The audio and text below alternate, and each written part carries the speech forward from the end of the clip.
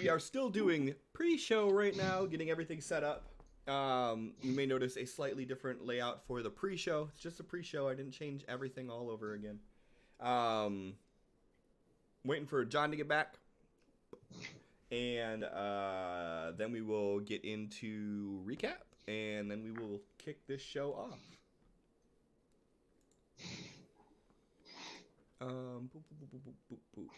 So I take it. Are we gonna give John the opportunity to see if he wants to do it, or are you just gonna do it, Sin? I can just do it right now to save time. Yeah, to save time. Definitely has nothing to do with all the other benefits from it. All right, I'll just start. So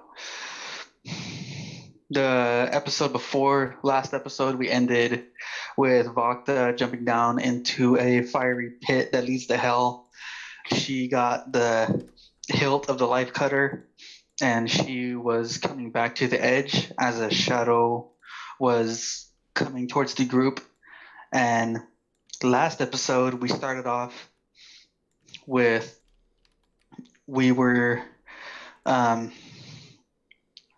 at the beginning, we were doing a bunch of stuff to prepare for the shadow to come to us.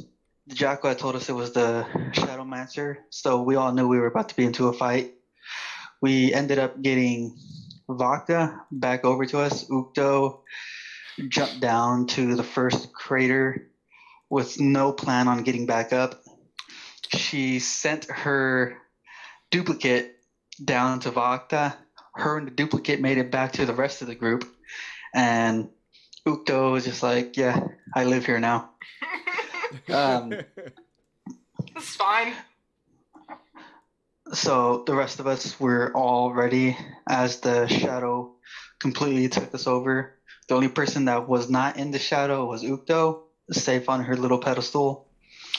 We started the fight. Every time we dealt a good amount of damage to the Shadowmancer, he would split, and we wouldn't be able to see anything. We just knew we were being attacked. We knew when we felt it. The Devian's Jackal died immediately. Vardrak ended up asking the Jackal what to do, if he should go and assist him, or like he doesn't see anything, what should he try to attack.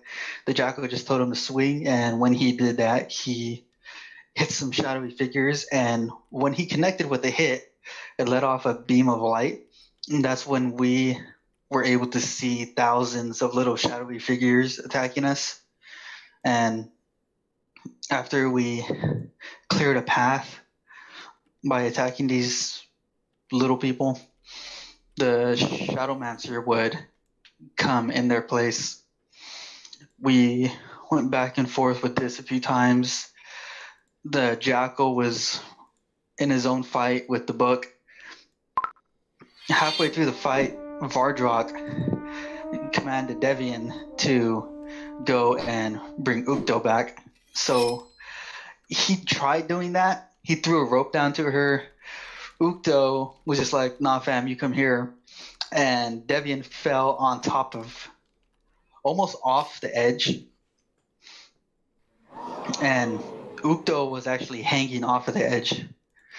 So Devian was able to pull her up. Ukto landed on top of him and was crushing him. Devian ran, jumped back onto the main platform where the rest of the group was.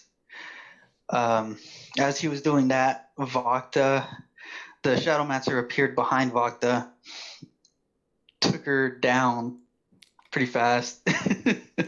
I died a little bit. Yeah, she had a move to stop that, but she just rather go down. No, I'd used that on a previous turn doing something else, and then Your ultimate? Oh, the ultimate? Yeah, I forgot about that. Oh yeah, that. You know my memory. So with Vakta down, oh wait, didn't Vardrak say something to Vakta as soon as she went down? Yeah, he like said something and then it was like. He said something, Vakta responded and was like, and dropped. he goes, I can't keep this up much longer. And she just Yeah. snatched I was away like, into the we got shadows. this in the next Okay. round. It happens. So after Vakta went down, Vardrak was going toe to toe with the Shadowmancer. Ukto's double went around and was feeling up on Vakta's dead body before she healed her. True story. Vardrak ended up taking out the Shadowmancer, and the Jackal was able to overcome the book. After that fight, the Jackal wanted to immediately go to the center pillar where the church was to do the ritual to give Vardrak the life cutter. But Ukto was the only one that was able to get the rest of the group to the middle, and she needed to rest. So we walked a few feet out of the city, rested there while Vardrak and Vakta had some lover's quarrel. After rest, the Jackal said, "Let's go." Ukto was like, "I need to pray first," and the Jackal stormed off all mad. After everything was done, all the morning rituals were done, we ended up going to the center where the church was. Vardrak partook in a ritual or a ceremony, which got his arms all cut up in order to obtain the life cutter. So now he has to take some life out of people every day, otherwise he gets the life taken out of him. After the ritual or the ceremony was done, we had gone back to our bodies, which were left. We were all buried in a crypt with different color coffins, all facing the door. We got up, everyone was concerned about what was going on, except for Ukto. Ukto was like, "Nah, this is fine," and she just walked off. The Jackal told us while we were in the crypt that we had been under there for 3 years, and I think everyone in the group was like, it needed to be done, it's fine. No one seemed to have a problem with it. But when we came out of the crypt, we were in Clevenskar, and it was more than twice the size it was before. The money that Devian had given the mayor before was supposed to go to rebuild the temple, but a portal was ripped there, and there's demons and a bunch of stuff going on. So instead, they rebuilt the temple here, along with adding on to the town.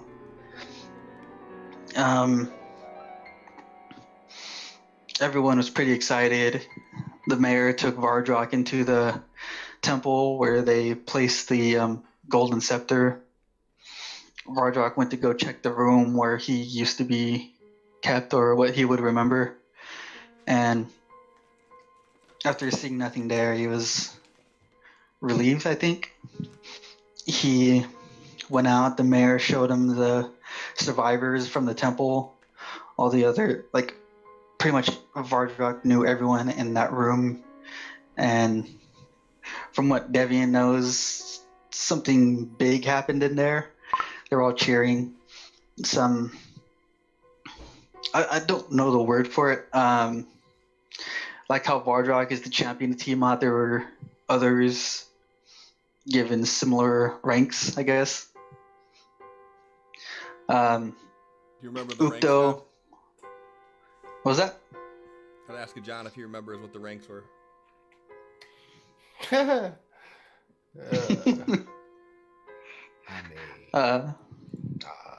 Okay, that's fine. Keep going. Ukto was told that she may be the main healer for Tiamat, and she got all speechless, freaked out, and left the house. Vakta went chasing after her, and the Jackal pulled Devian away. The Jackal said that he needs to go now to get rid of the Necronomicon, to use the sheet of paper that he gave Devian to go hunt down the other artifacts. And as we were all pretty much just sitting around, taking it all in, a huge demon flew over the barrier surrounding the city, and I think that's where we ended. Yep, that's perfect. Yep. So thank you. Was Chauncey the new Grand Sermon, was it? Yep. Ha! That was a long recap. I didn't feel like that much had happened. So thank you for that. You get yourself a shiny player point for that. 8 now. Yep, 8. So Vardrak has 1, Vakta has 9, Devian has 8, Ukto has 7.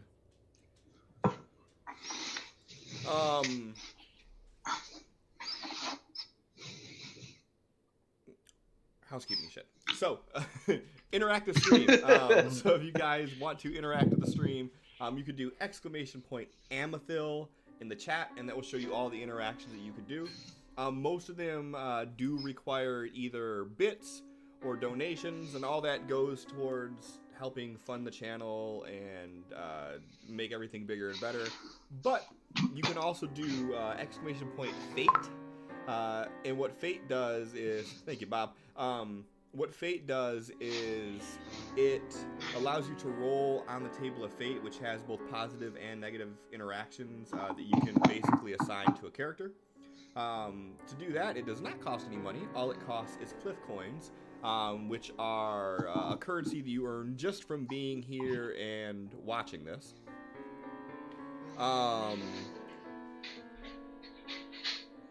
Another way you can interact is with community events. If we get 5 new followers tonight, or if we get 5 retweets on Twitter, you can do !retweets to see what the message is.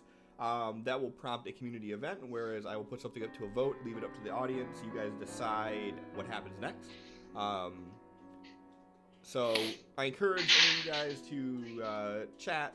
If you have anything you want to know, reach out. We all try to respond as much as we can.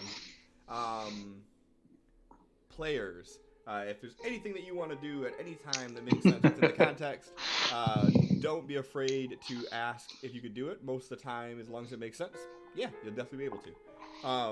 So, with that being said, let's go ahead and kick off tonight's adventure from Amethil.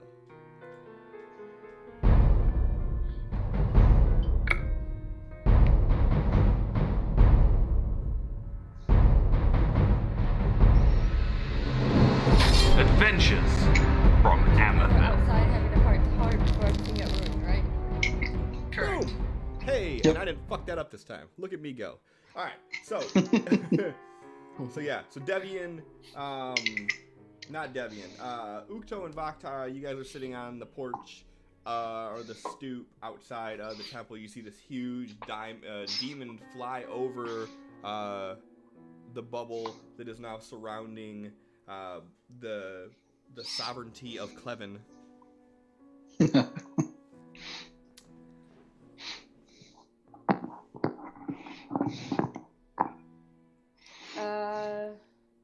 And that was headed in the vague direction of the desert? Yeah. Or- So like to the west of where you are. Okay. Vakta's gonna pat Ukto on the shoulder and be like, I'll be right back. And she's just gonna kinda quickly walk into the house everyone else is in. And just kind of like demand attention of like, hey, question. So people notice. Because y'all Gotta were make a talking and perception drinking and check. laughing and having fun. Yeah. So she's gonna be like, question. And Zuminer just turns around and he's like, "Ah, Sister Vakta, what can we help you with?" How often are demons seen flying overhead? Like, you see his face. Because Like, the answer is go never. We have an issue. from- you see his face just change from this like jovial, happy look, and he's like, "No, that does not happen often. No." Okay, then we have an issue. What did you see? A demon flying overhead, headed towards the desert, like that direction, west. Towards the temple. Presumably.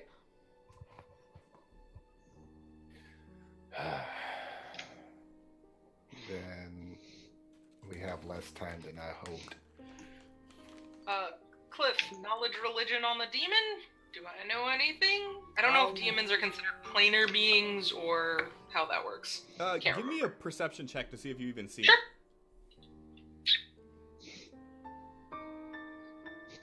Just notice on the map that these bushes or trees or whatever right here are heart-shaped. Does I'm gonna stand in the middle of them. it. I did that because I love you guys.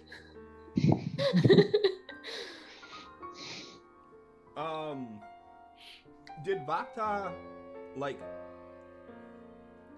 make any effort to like get Ukto's attention? Like, hey, look, there's a demon or anything like that? No. That's why she was just like pat on the shoulder and leave, because Ukto was already freaked out enough with all the like social anxiety that she was just like, I'll be right back. Yeah. So Ukto didn't even notice that there was anything there. Okay. I figured, like, she would have stopped talking, looked up, and Ukto would have been like, what? We were talking, and noticed, but no. That's why I was thinking.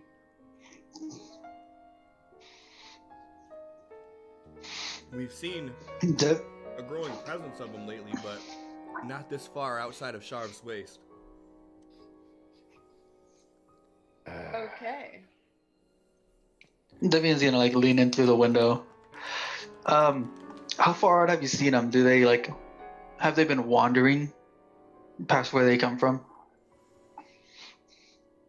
We've had a few reports from the guards stationed outside of the Mend, but all of them have been north of the Mend in the waste. None of them have been seen this far south. Cliff, what time of day is it right now? Right now it's early evening, 7 p.m. Okay. Do the guards know what they're doing? Are they gathering stuff? The guards are mostly set there as a precaution right now, urging people away from the bridge. It's cut off a lot of traffic that way towards Sea Bluff. But their main objective is to steer away people from crossing. Vardrak sits down his mug and gets a real serious face on and I think we need to be caught up on everything for the city and everything, and perhaps maybe celebrate at a later time. Well, I've told you most everything. A few weeks after you guys left, we were putting together things from the temple, trying to get everything back in order, trying to salvage what relics we could, and started getting a foul smell of brimstone, sulfur, and it got stronger and stronger. Before anybody could really do anything about it, there was an explosion, and this portal erupted from the center, destroying what was left. From there, we started seeing lesser fiends and smaller aberrations coming through. We gathered everybody that we could, fought off what we could, lost a lot along the way. By the time that we had everybody together and was able to exit it, we started seeing that there were larger demons and larger fiends coming through. Vakta's gonna peek her head out the door and call for Ukto. Come inside, please!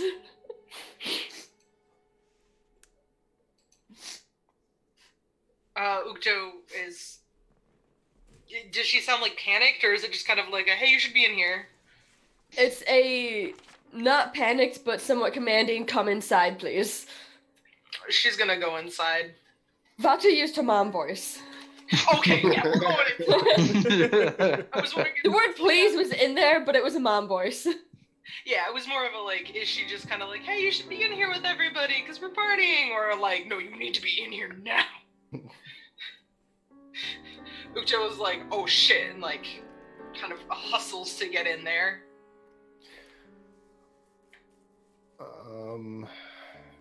Yes, perhaps we need to have a meeting with basically now. Is anyone of any sort of position of leadership here? Well, after we put through the motions to become a sovereign nation, I assumed the role of governor, as I was the mayor of Clevenskar before. But other than that, it's a very loose hierarchy we have. Mostly everybody still tends their own crops. We keep our own economy through barter, but there's no rigid structure. All right. Perhaps we might need to change that, and quickly. What were you thinking? Are there any like large tables in this room? Large? No. Alright. Are there any tables? Oh yeah, definitely. I mean, you guys are at tables right now. Alright. Vardrak is just going to start sweeping everything off of the tables and bringing them together. Everyone should probably come sit. We need to discuss things. Oh, we could have picked everything up first. He's still throwing shit everywhere. Devin's gonna jump in through the window and like make his way behind Vardrak.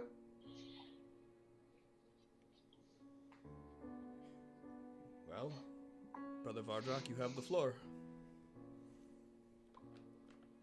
Reason we have been gone, as you may know, Zoomer, was that we were after something that would help us in a battle against Orcus.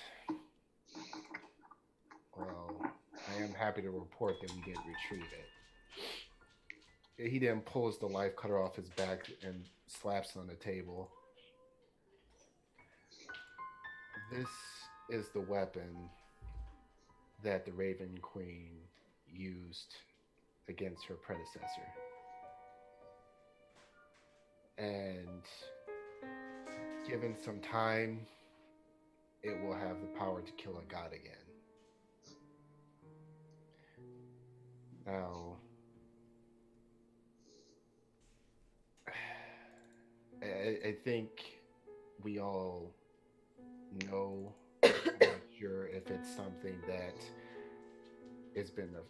we've been afraid to admit, but this place that you've created is now officially our last stand as followers of Tiamat.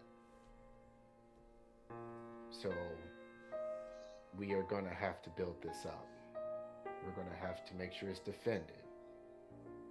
We're going to have to make this the last stand against Orcus. And that's going to require a lot. Lots of expansion, bringing in new people, building new walls, and perhaps training not just guards, but an army that can defend us, whether it be demons or from a bitter queen from Durian. I'm not sure she will like any sort of expansion that we do here, being that you've hinted that she didn't appreciate us becoming a sovereign nation in the first place. Am I correct? She was not too keen on that, no. So what I am proposing is that we step this up. Divian has given us a great foundation, and I am eternally grateful for that. But I'm going to put in everything that I can. He pulls out his money pouch and just slams it on the table. This should be enough to help us expand even further and go from being a sovereign nation to the kingdom of Clevenskar. Any objections to this? I think before we start making any large moves like that we do start getting more trained fighters here. Absolutely. We have to fill the positions that we need. We've, as you know, lost the voice of Tiamat. We have to start finding people who can fill in these things that we no longer have. Also, the last time that there was a giant energy bubble around this town when I first came here, there was a big angry green dragon to the north who didn't like that so much. And of course, you know what happened as a result. So therefore, I am going to tempt fate and go and speak with it a second time in hopes that maybe I can survive it and convince him not to repeat what he did last time.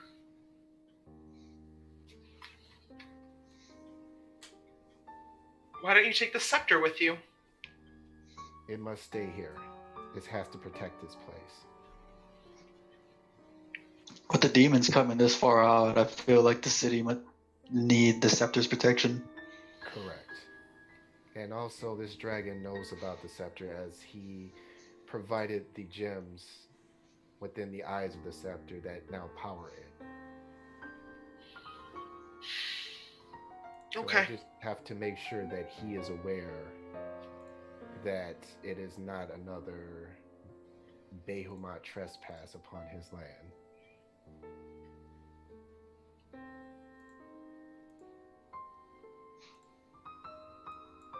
We're also going to need to start pulling in a lot of builders, farmers, anything with skills that we can use. We need to be completely independent and not depend on trade. But we also have to be careful of who all comes in. Well, I am proud to say that we are self-sufficient as far as crops and trade go for what we have. If we expand, we will obviously need more. But right now, our village completely operates off of one another's barter. And we do have an occasional traveler or two that comes through to trade. But the village itself, or the sovereignty, is self-sufficient. That's good to hear. Does everyone pitch in? We can't really afford just peasants lingering about. In one form or another, everyone plays their role. Excellent. So, we should probably keep this expansion, the knowledge of it and the intent of it, to a minimum at first. And we're also going to need to be able to control information.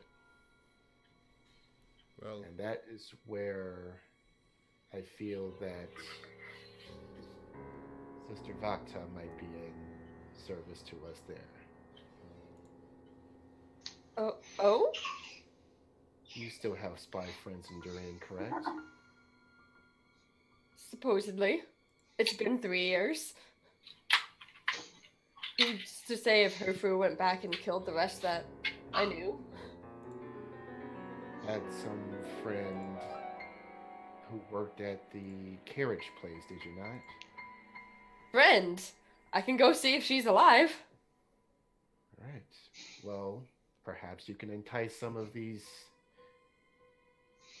shadier folk to come work for us. They're gonna ask what we can offer and pay. And we have money to pay them. They're gonna ask how much. Enough to where they won't need anything ever again. It's worth a shot. However, they should also understand that should they cross us, I will make sure it's the last thing that they do.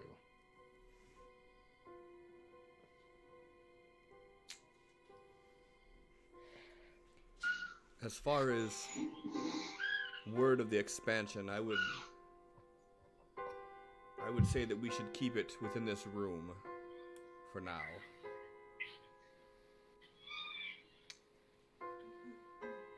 Everyone here can be trusted. And I wouldn't want the wrong ears hearing of this.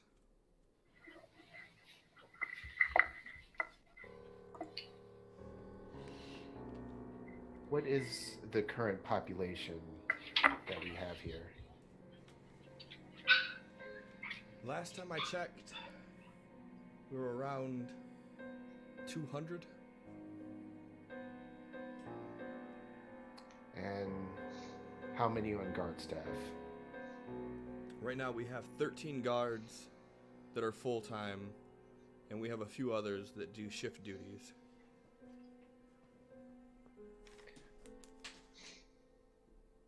So we should send messengers to Durian and to Sea Bluff saying that there is work to be had here with good pay. I would be cautious of who you send to Durian. With us being our own sovereign nation, trying to do things to poach workers from Durian will not go over well with the Queen. We're simply offering jobs. Ah, that's the way you see it. I don't think that's the way she's gonna see it, though. But Sea Bluff should be much easier to handle.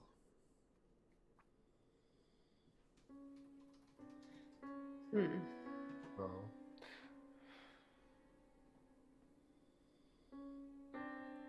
we shall see. We'll get much as we can from Sea Bluff, and we're gonna need lots of smiths because we're gonna need armor, weapons made. And while they're working, we will make sure that our own people that we already have and trust learn these skills. Well, we have one smith handy already who does basic metalworking and horseshoeing.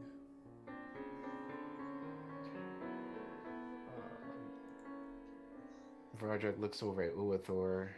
Did the smith who fashioned my armor, did he make it? Uathor just looks down and shakes his head.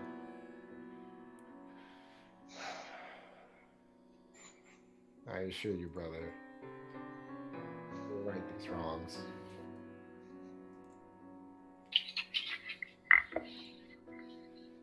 But we will need you to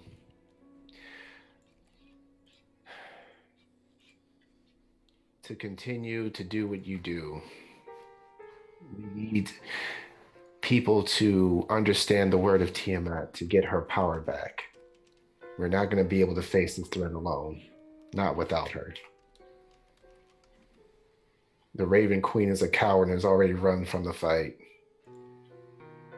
We need a true God to stand with us. And we'll also need you to hopefully, he looks over at Ukto, should she accept, She kind of went. make this little one what she's destined to be.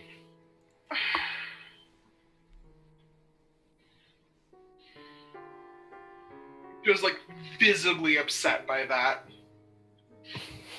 Well, there's much to do. Where do you want to start? Let's get builders and smiths here from anywhere we can pull them. And we'll start the expansion. We'll need walls to the distance of where the field protects us. And if we pick up any more people who want to become members of this town,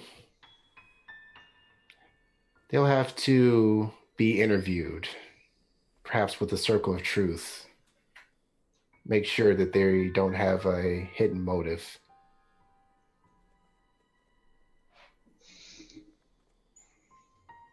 Also, before we left, Durian was dealing with a issue with a disease that was spreading that they couldn't control. Any word on that? That one I haven't heard on. The last I heard, that there was a group of missing children that were found slain in the sewers beneath the city. But as far as the disease, I didn't hear rumors of that. Hmm. Well, we should be cautious of anyone coming from Durian. We don't want something like that spreading here if it still is an issue.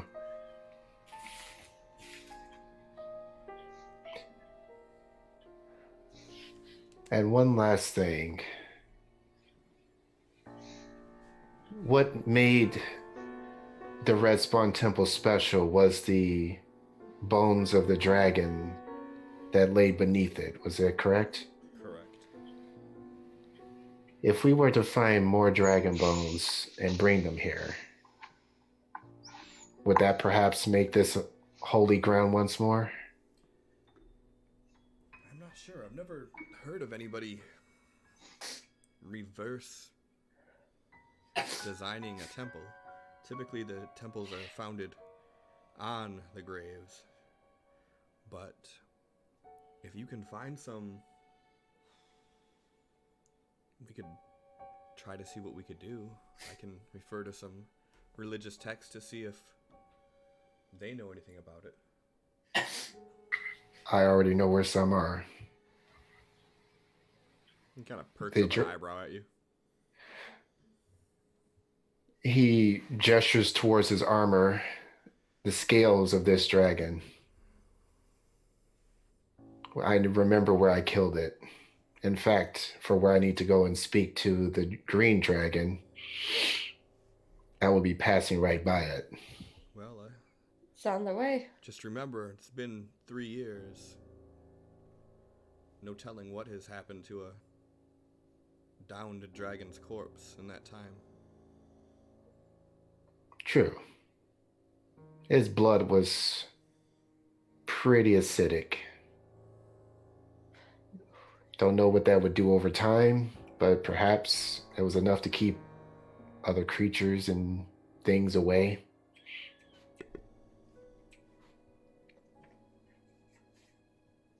And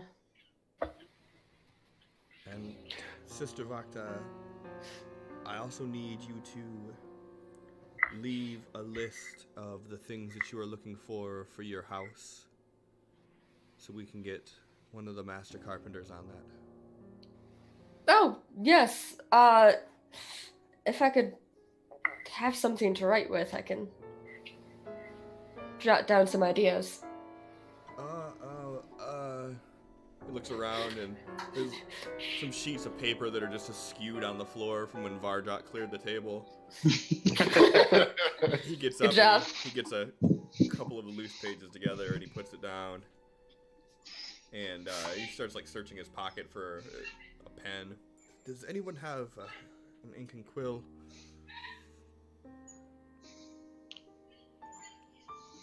I'll have to I'll have to fetch you. Bob has one. Bob does. Yes, because this is very useful, thanks. Here you go. Oh, Vakta, I see that you already have one. I do! I forgot. I use it so often. Meta as fuck. Bakta's gonna jot down the ideas that I sent you a while ago that I can resend if needed. And by sent you, I mean Centaur. Yeah. Which, yeah, I'm gonna need you to compile it a little bit neater than one thing and then 4 people interjecting and then another thing and then interjection. Joy, because I remember that perfectly. Perfect. Now's your time to reconsider everything you may want. And then get it to the master carpenter. Cool. I'm doing exactly that as I scroll super far back in that chat. A whole week back. Oh gosh. That's a ways. She's gonna be here a while. Yeah. Don't worry. In game, I've written down the list and it's perfect. Perfect. Vardrak's going to reach into his bag of money that he plopped on the table. He's going to pull out 30 gold God, I'm and then slide all the rest. Let's see here. Yeah, he's going to slide all the rest over to Zoomer. How much is that? It was 14 plat, and damn it, I just deleted it. 1,400 silver, and god damn it, I thought you had this already. I was already deducting it from my shit. How the hell would I have it? It's in your inventory. You're the guy. You're the guy. Come on, God. You should know how much money I have. Exactly. All I see is 14 plat. Good enough. Yeah, 14 black, but there was like a shitload of gold. How do I undo? Can I undo I in don't this? think Nope. you can. Motherfucker.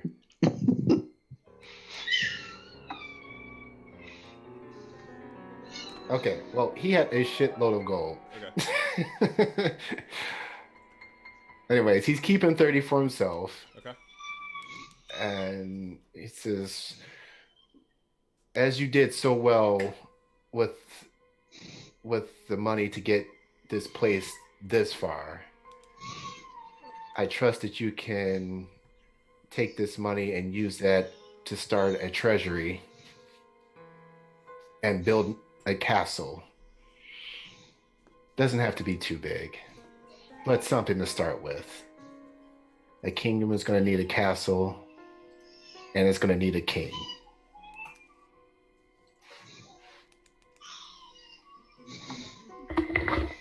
And he stands up and he says, I volunteer myself to be king. Oh my god. Of fucking course you do. He's looking very serious and looking around for anyone to object. You see this expression on my face? This is what Vakta looks like. Okay. Devian's like So Vakta leaning agrees. against Good. the wall, smiling. He's like, I second that. Anyone oppose? Roger just points over to Davey and nods. In Vakta's mind, just But what? I would like to remind you that being a king is a political position Yes. that requires a great deal of political maneuvering and a whole lot of sitting on your butt and not doing a whole lot, like feeding your scythe. No, see. I can leave people in charge in my stead, like Uathor, while I'm away doing things that need to be done. I have semi-good relations with the queen already. I can do political negotiations and things. Semi-good relations with the queen. That's what you call that? I didn't kill her. When you said that, Zoomer just goes. What the? No. We came to an understanding. I gave her phylactery. By the way, I'm Who's still gonna- scrolling in the group chat, and I'm only on Saturday. Who's gonna want to mess with a king that's a soon-to-be Godslayer? He has a A point. lot of people. Yeah. Your business is being the champion of Tiamat, not sitting on a throne stroking your own ego. I'm not sitting on a throne, and I'm stroking nothing. I just have this mental image of him like he's been petting Asha and then just stops. He unfortunately hasn't brought her back yet. No, Vargas would be so much more literal than that. Like, I'm not stroking anything. I'm standing here. You can see both of my hands. Exactly. This kingdom is going to need a strong king. And the people that have come from Dorian seeking asylum, they came here because of the things that I have inspired within them. Well, myself and my late brother. But everyone knows me. You've been And gone. unless, You've been gone for 3 years. yes, Reminder. And don't you mean the values that Tiamat instilled in you and your brother that then you passed on to other people? well, I'm not suggesting that they are to worship me.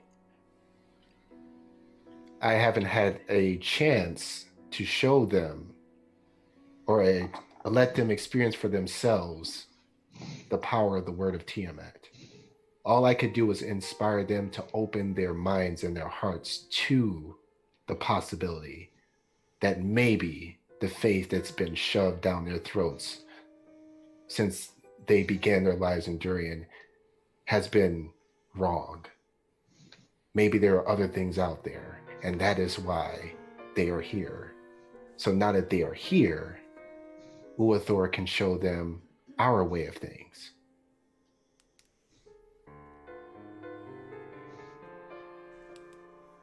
If you are afraid this is some sort of power trip, it is not. I just feel that I am the best qualified at this time to do what needs to be done. As I said, this is our last stand. What you see here around us, that's it. I called for every single person from any temple of followers of Tiamat that we could find to meet us here. There wasn't much. There wasn't much left. And what was left, Orcus took from us. Has anybody heard from Reyna or Balavar?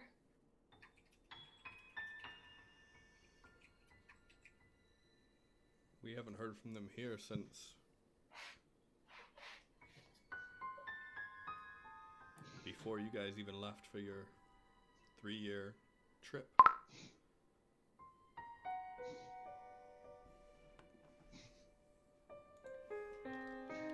Vakta's face just falls.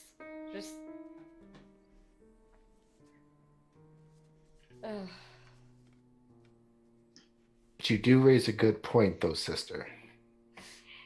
I do not have all the knowledge that would be needed to be king. And that is why a good king appoints better advisors for himself. And everyone in this room I trust more than anyone else on this planet. Well, I don't know if you know anybody that was gifted with a silver tongue, but you may need some advisors to speak with other political parties and the Queen herself, possibly on your behalf. Of course. perhaps we should start scouting here before we start looking elsewhere. Well, just let me know what all you're looking for, and I will put everything in motion to make it happen. Do you have any requirements for this castle? It just needs to look strong and sturdy. And it should reflect the might of Tiamat in every square inch of it.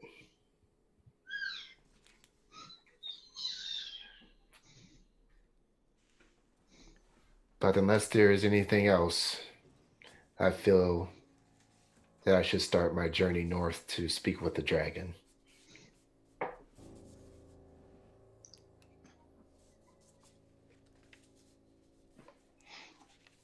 I have nothing further. I will reach out to all parties. I will get Malin the smith involved. I'll get Alec the master carpenter involved, and he can get his apprentices together, and we can start putting things together. We'll have to probably get the stones for the construction of the castle from the volcano to the north. We can't have a castle built out of wood and rock.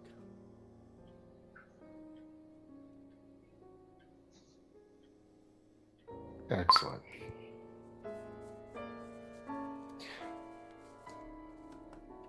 And before I go, could you point me in the direction of your smith? I need to check with something. Yes, if you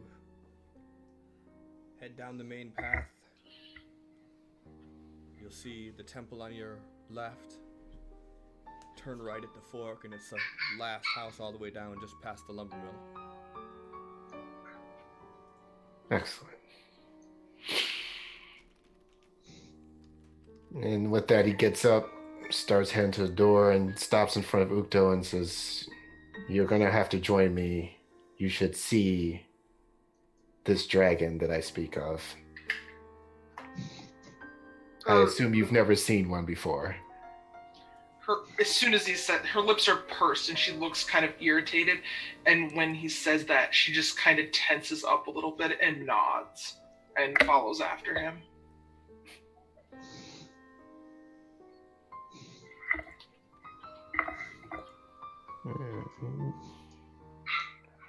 Is anyone else joining? Yeah, I'm already heading towards the smith. Yeah. I wanted to come to the smith's place anyways.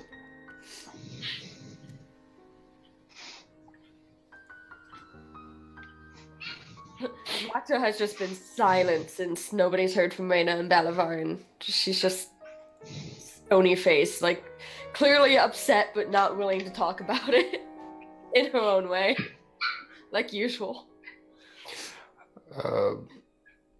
Before they walk in, Vardrak is gonna stop and look at Vakta and Ukto and says, "It seems that there is something being left unsaid. Now that it's just us, is there anything on your minds?" Devian kind of raises his arm, and his shoulder pad like kind of glows for a second. He pulls out this map, and he's like, I still have this. The Jackal gave this to me. I'm not sure if any of you guys noticed, but here is the list of the artifacts that we should probably be pursuing too." Excellent. Oh, lovely. Hello, Matt. There is one in Amethil. The rest are scattered over the world.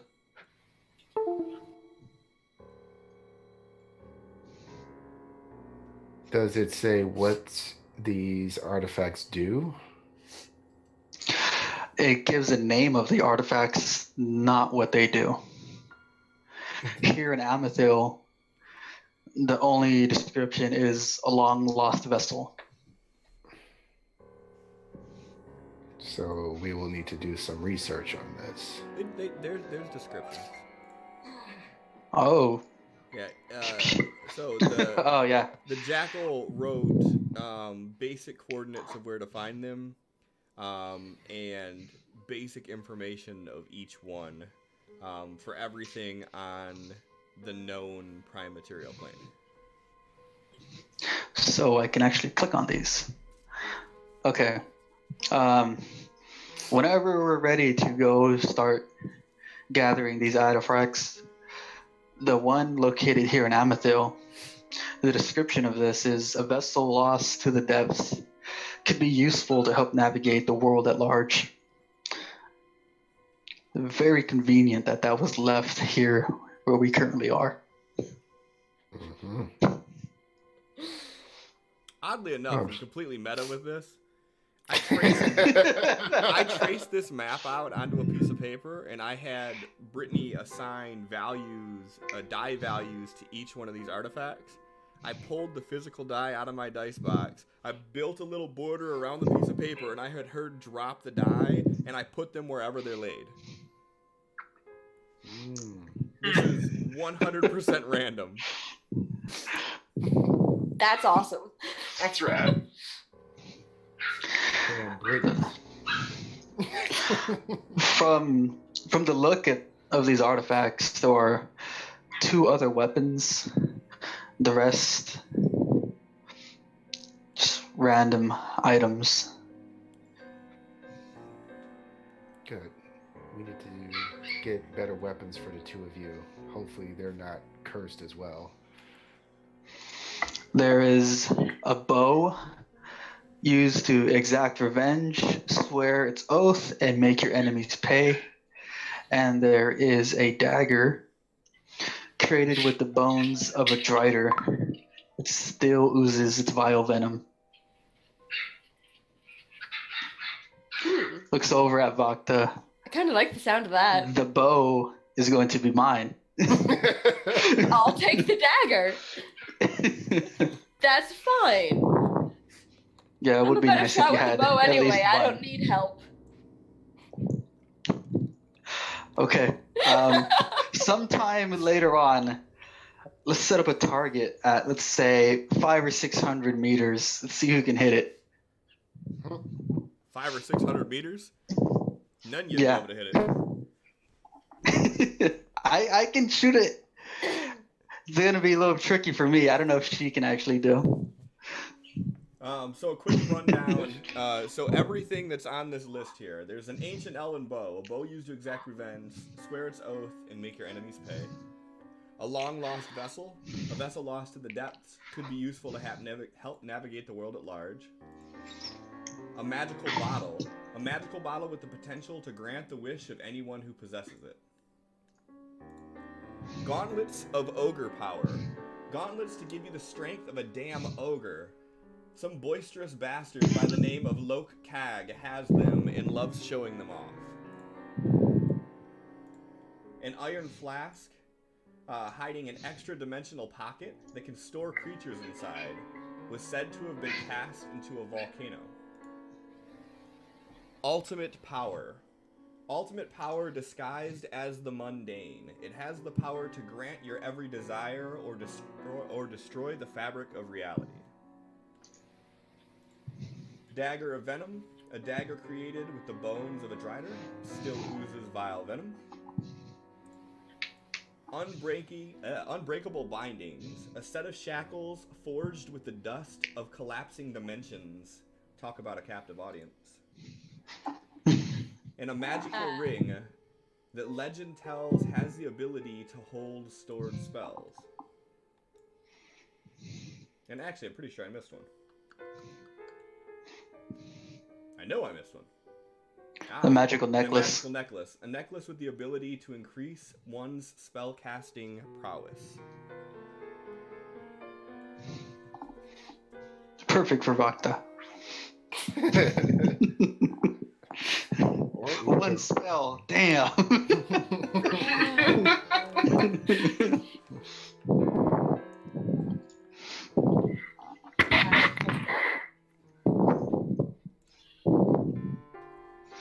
Sin, stop After breathing into the mic. he.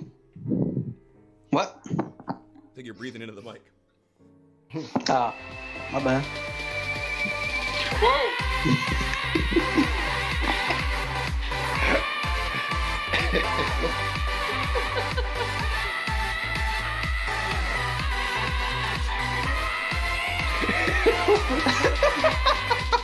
So I feel like now would be a good time to say that if you subscribe to the channel, you get a custom sound effect that plays whenever you chat.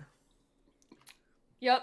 I got mine way out of the way early on because I wasn't going to deal with that. I know I could change it, but Yeah. It's so fitting.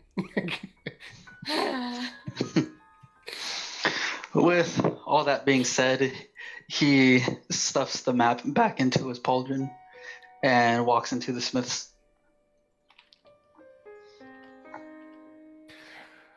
So, as I said, do either of you have something that has remained unsaid?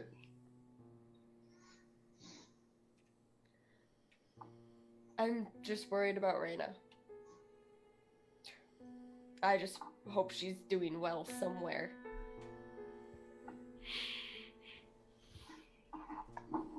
Her and Belivar were fine before us. You'll be fine long after us.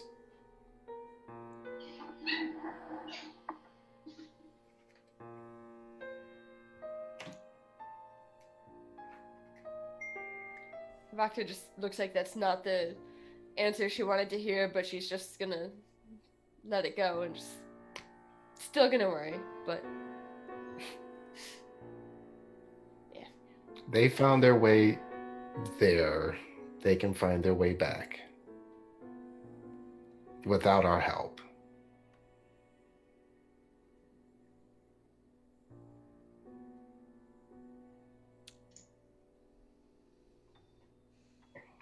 Okay. She's just gonna stop and look at Ukto and what's wrong, hon?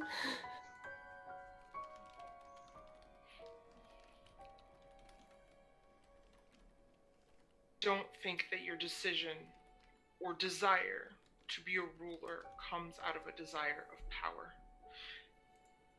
I understand that it is coming from a place of wanting to help you and your people. And those are noble and admirable things, and things that one would want in a leader. You cannot be both the champion of Tiamat and a political leader. That is too much for one person to handle. That is so much pressure on you. And what happens if you're injured in a fight? What happens if someone comes after you, a political enemy, tries to come kill you? Then what? You already have to deal with those who had come to harm Tiamat and those who are allied with her. You do not need to take on the burden of a kingdom on top of that.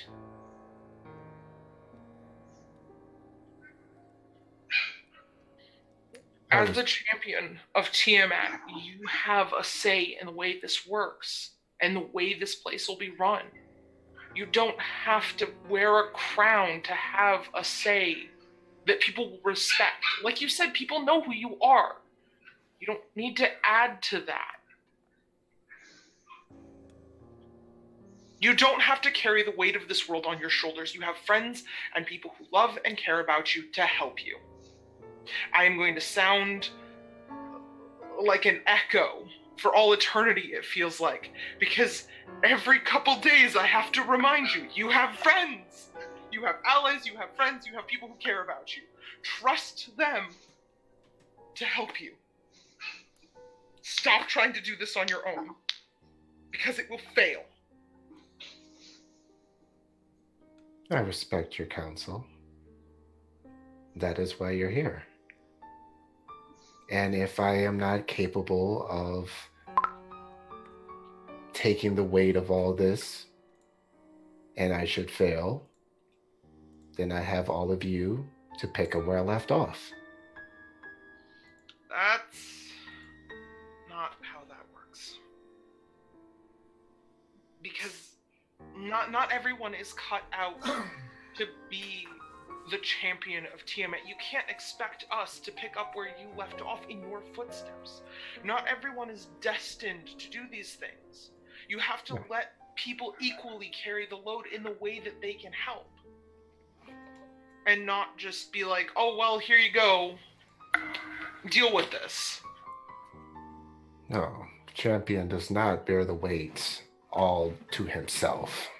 That is why I was talking about replenishing those needs, those positions that every generation comes along to be what Tiamat needs them to be. If I thought I could do it all myself, I wouldn't be concerned with such.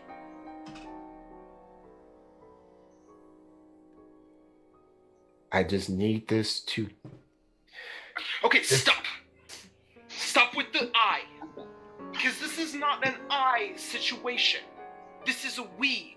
You've dragged the three of us into this. It's not an I situation. We're all here with you. We're in the same boat. Then do you accept your position as Grand Healer of Tiamat? That is not your decision to make where my fate and my destiny lies. That is for Tiamat to decide. And we are trying to get her to a place where she can come back here and tell us herself. But we don't have that luxury. If we are successful, then she can tell us anything that she needs to. But if you help with this, and you do not pressure me and guilt me into being something that you want me to be. Because you think that I am this grand healer. I'm not a grand healer, Vardrach. I'm a competent healer. I think you haven't met a healer. Someone who has the capacity to heal in long enough that you kind of forgot that I'm not amazing at it.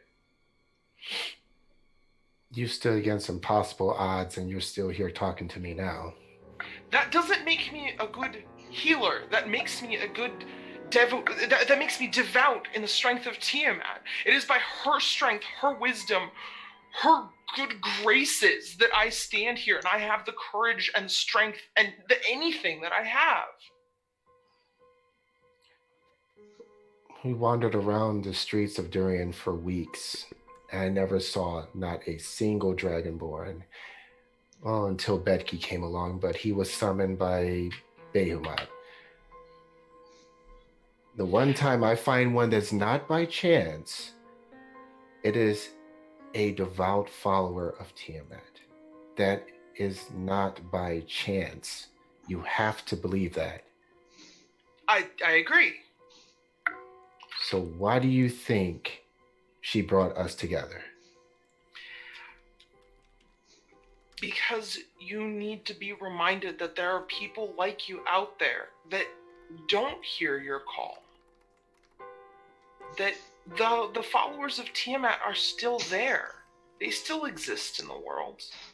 Perhaps they're on different continents. Perhaps they're hidden away, fearful to speak out about what they believe in.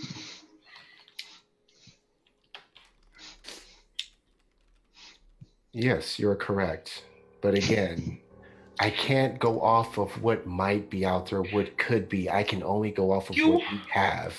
Are a paladin of Tiamat. You believe in her. Have faith in her. Just as she put me in your path and you on mine, she will do the same. Have faith that she knows what she's doing. And what would you have me do? Stand by and do nothing? No. But you can't do everything, and you can't make every decision for everyone. I'm not trying to make the decision for everyone, and I didn't try to command or order you to take upon this position. If it is too much for you and you cannot wait this sort of pressure, I understand. Not everyone's cut out for it. You That will find someone else. those were not the words that I said. Those are the assumptions that you are making. I am not making assumptions. You just said that it was because I am not strong enough, because I cannot handle the pressure. I said if.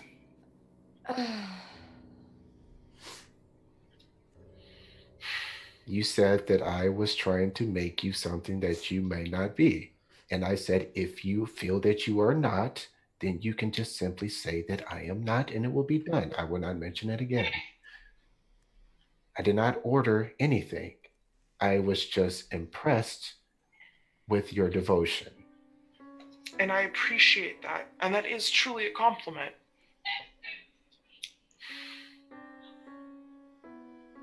And yes, I was quite eager when I don't see many like me. I get perhaps overzealous and wanting to bring them closer.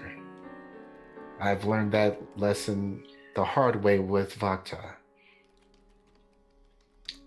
So now, instead of making the same mistake again, I will give you your space to make the decisions as you must. I have accepted your words. I will take them into much consideration. But I have to press forward. I cannot slow down. I cannot back down. We are losing this fight. And as long as I'm still breathing, I have to do everything that I can. And once things are in a better place, I will happily step down if I'm still breathing. Again, Vakta's just gonna smile slightly and look at Ukto and just, that is really big coming from him, because that's not something he'd ever admit to before. progress. It's progress! In the spirit of progress, Vardruk, I urge you.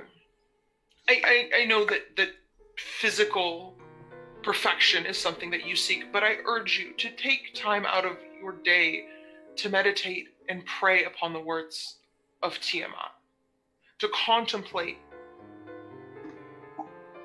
as one as devout as you might want to do. Just, I'm not going to say should, but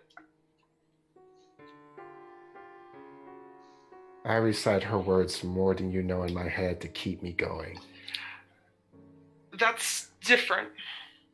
I'm saying take time to hear what she has to say to you.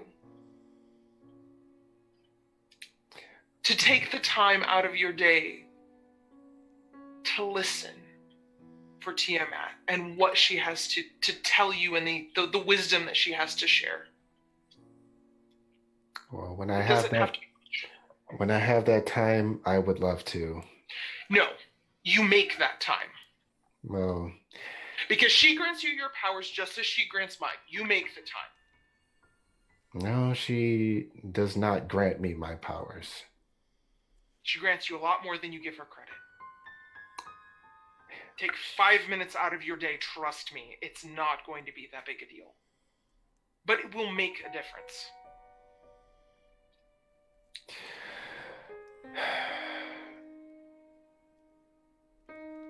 As you wish. And he turns and heads into the shop.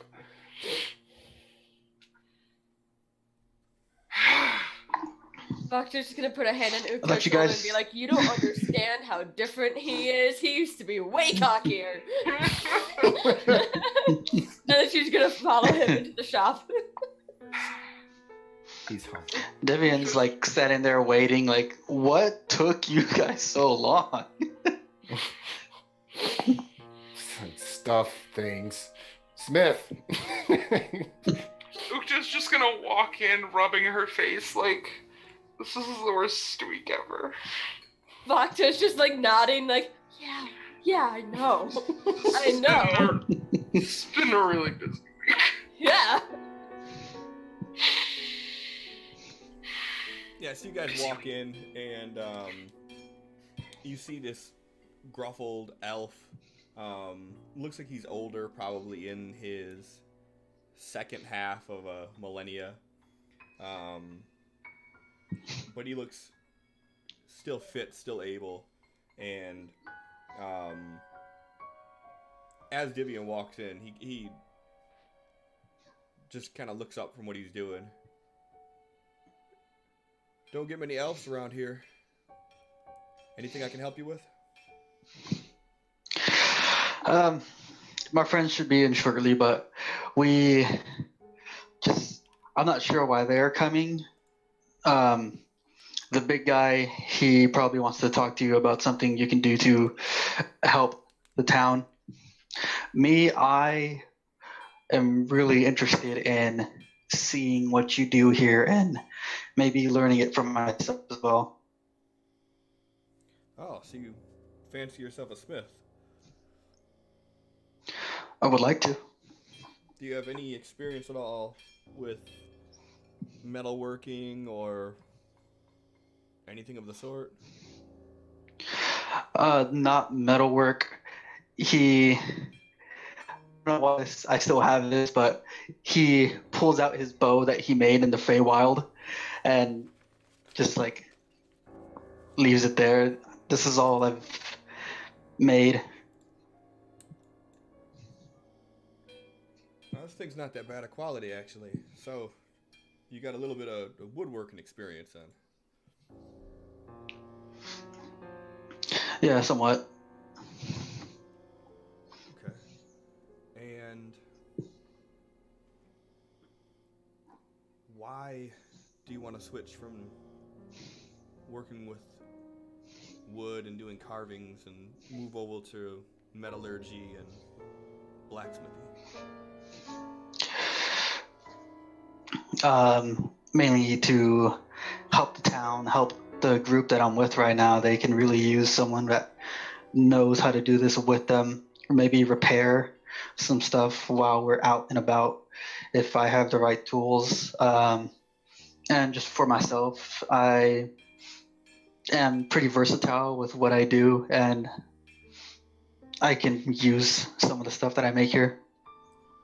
Well, I don't know if you noticed or not, but we're expanding faster than the demand can keep up with.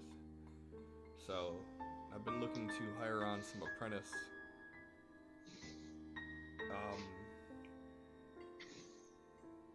Are you able to put in a solid week's work? I would have to check in with my group. We are all over the place. If I can manage it, I would love to be able to work underneath you to learn as much as I can. If we're running low on supplies or anything like that, I can also provide some money to restock. Money's not an issue for me. Well, we need someone that's going to be able to. We need someone that's going to be able to be here and keep up with the needs of the city more so than anything. So if you can't do that, I mean, I can try showing you some of the ropes and get you started, and we could definitely use all the hands that we can get while you're here, but I don't know that I could offer any sort of apprenticeship if you don't have the time to actually learn it.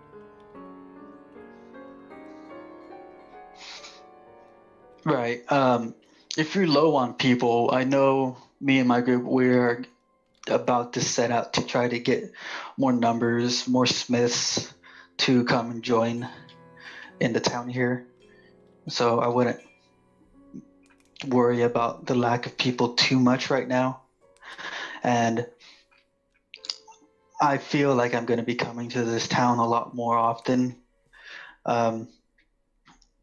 If it's okay with you, whenever I am in town here, I would like to come and help out as much as I can. Well, like I said, I'm in no position to refuse help right now, so it's about the time when everybody else walks in. Ah, you must be the smith. Got a lot of new faces in here. He like sets down his tools and he stands up. Well, I was just speaking to your friend here. The name's Malin of House Rorik. I'm guessing the master smith of Clevenskar. Though, I don't consider myself a master just yet.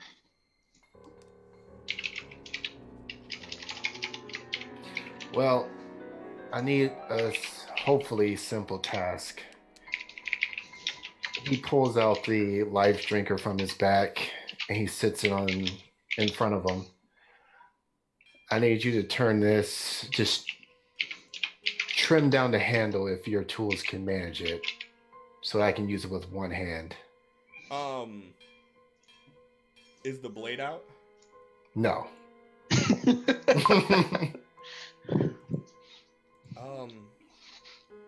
He looks it over. He'll stay away from that end. It might do something. He like kind of apprehensively like. You might want to reach out to Alec. He's the master carpenter. I'm more in tune with metalworking, and if the blade needed tempering or anything, I could help you there. But this is, for lack of better terms, a stick. Yes, you have no tools that can just cut it. I'm not doling any of my blades on wood. Everything that I have here is made for metal. Fine. Where is he? Oh, he should be right next door. You passed the lumber mill on the way here. Very well. He picks up the life cutter and just walks out. Bye. Fox is gonna turn to the smith. I'm sorry, he's really brash. Like, that's just who he is. You get used to it. Oh. And... I don't assume I'll see too much of him around here, so I won't take it too personal. Sure. Thank you. And Vox is gonna leave. Just, yeah.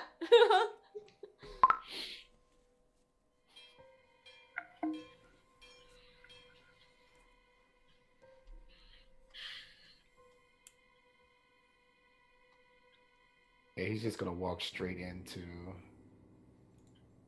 Yeah, well, so as you walk into like the lumber mill, it's definitely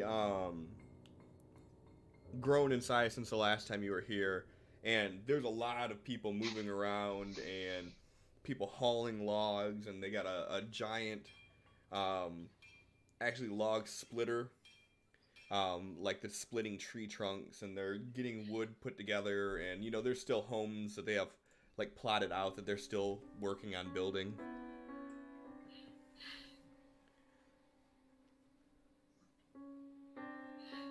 Greetings. I need some assistance. Go talk to Alec.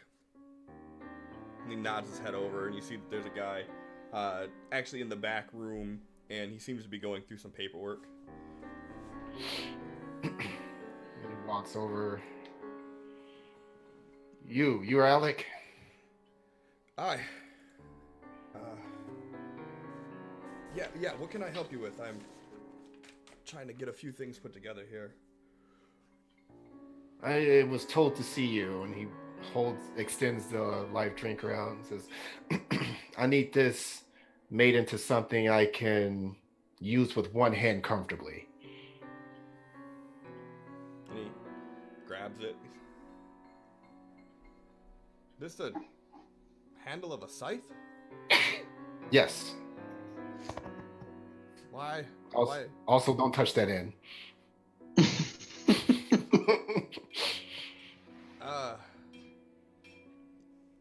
I don't mean to make assumptions, but you don't really look like the farming type. I don't know if you know, but if we were to cut down this scythe, it would throw off the balance, and you wouldn't get anything done with it. That's fine. Okay, Then he like puts a hand on it and then extends the blade so he can feel the weight of it. Oh, the guy jumps. What kind of sorcery is this? And he's like holding the blade up. Yeah, you like that? No, I do not. And Barter's like, yeah. So feel that weight. I need that to feel comfortable swinging with one arm.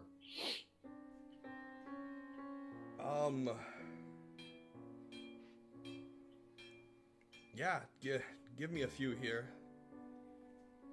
And he pulls out some planers and hand saws, and he starts cutting into it.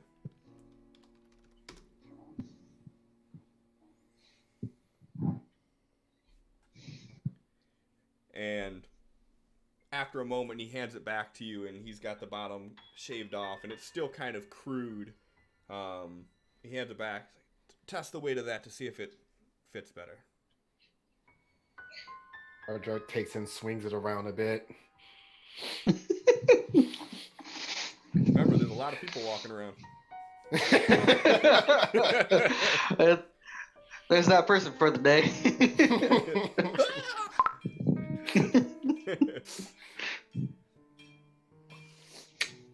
Is that more to your liking?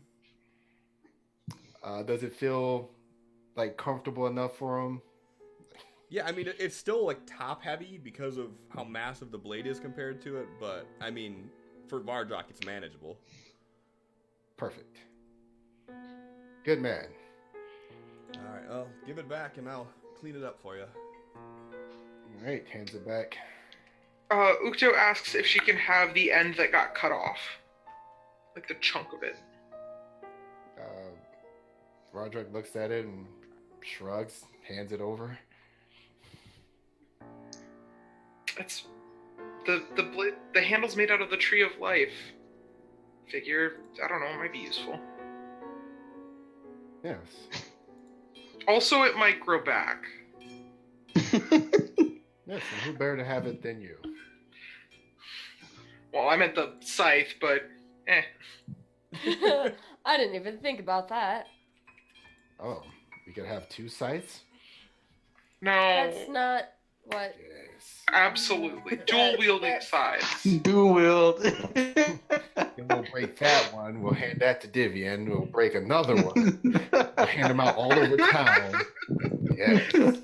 Scythe for you! Scythe for you! Everyone gets a scythe! If you By the way, could you're give all me a cursed. Dagger, I'd take it.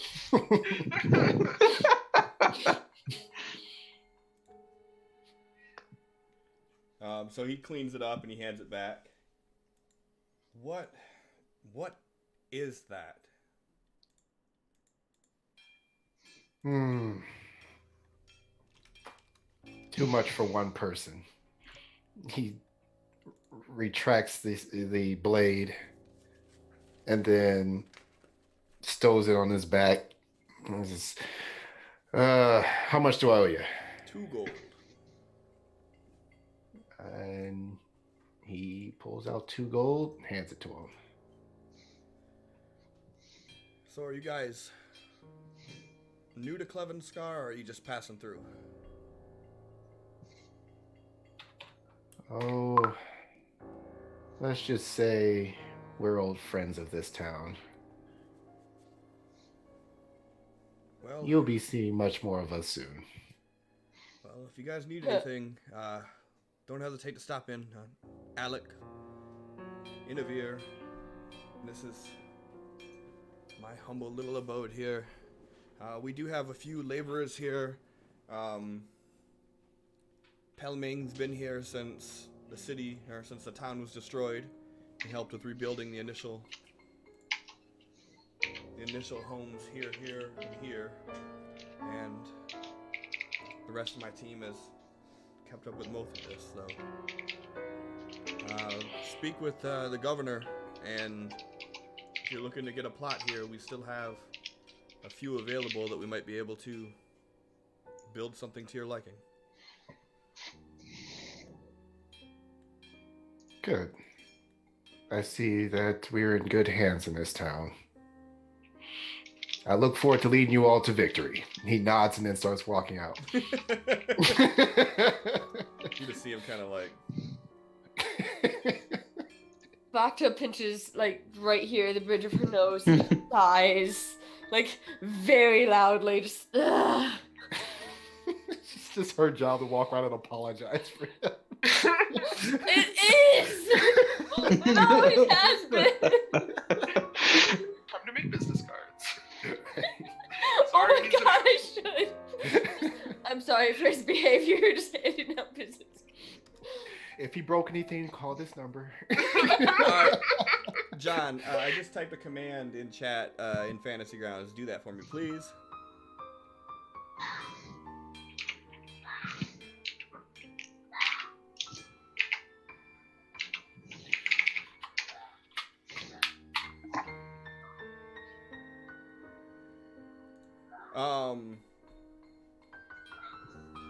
Not all of you need to do it, just John needed to do it.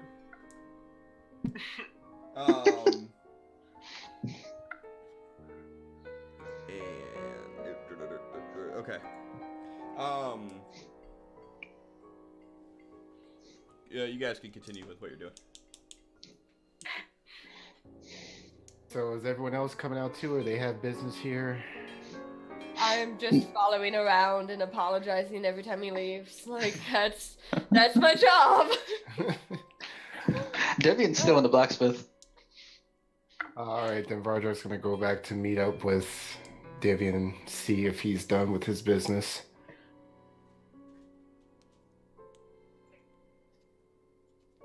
As he sees you walk in, he's like, alright, so what's the next move? Are we done in this town, or what are we doing? And he pulls out the life drinker and shows him the handle, extends the blade. He says, first off, I'm going to need a little favor from you. You say that Already? to the. All right. You say it to Devian? Or do you say that to the Yeah, Smith? Devian like just holds out an arm. You're an honorable man. And then he just kind of just takes it and slides it across his arm. Yeah, Devian winces a little bit and he's just like staring at the blood. It's coming down. And then with his other hand, he's going to grab Devian's arm and then he's going to use Cure Wounds. Go ahead and roll me 2d8, Sin.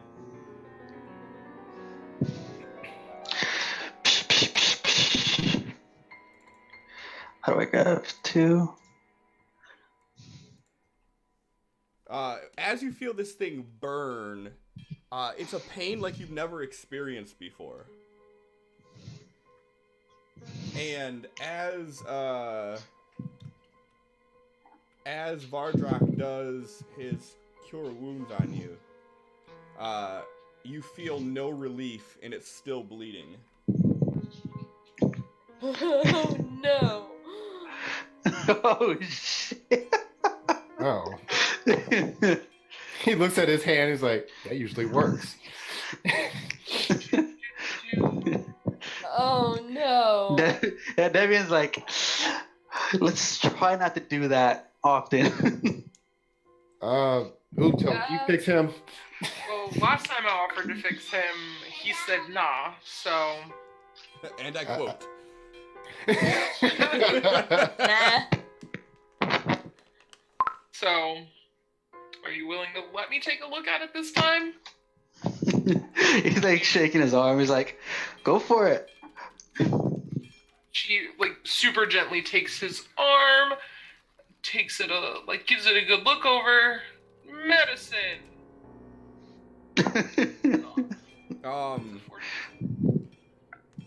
You feel a little bit better, but the wound on your hand is still open and bloody.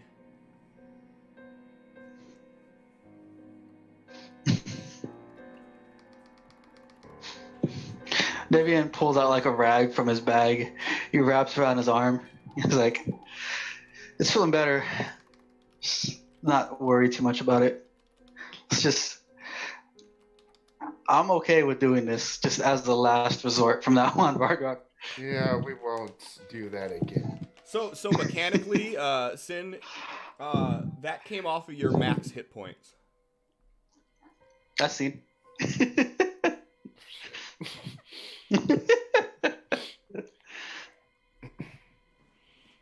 And Vardrak is looking at the blade, and is Divian still facing him right now? No, he's like looking around at the smithing stuff again. Okay, he won't see it then. All right, he then retracts the blade and then puts it away. And as you do that, Vardrak, you get this like creepy, sickening sense of relief. Like loosening a pair of like pants, like a belt that's too tight, or like you just get this like this Pretend you're a woman and take off the corset, and that's how you feel. Yeah. You get this odd satisfaction as the blood absorbs into the blade. And as you cut him, you notice that the blood, like, while the blade is touching, the blade almost seems to be absorbing that blood. And you kind of just get like this feeling after you do it.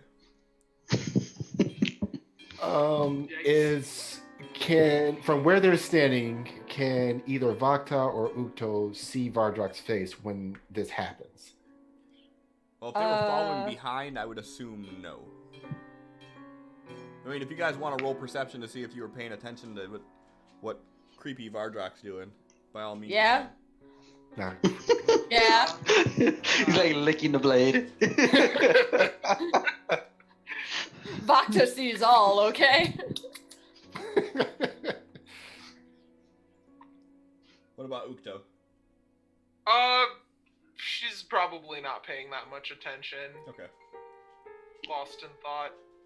I always roll crap on perception. So Vakta walks in as you're cutting Divian's hand, and she kind of just looks at you like, "What the fuck are you doing?"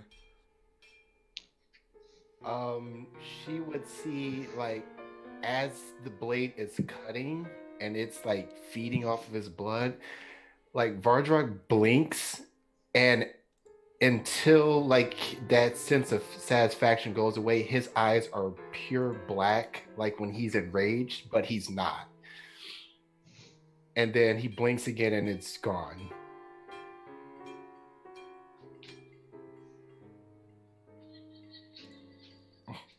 Okay. He doesn't seem to notice.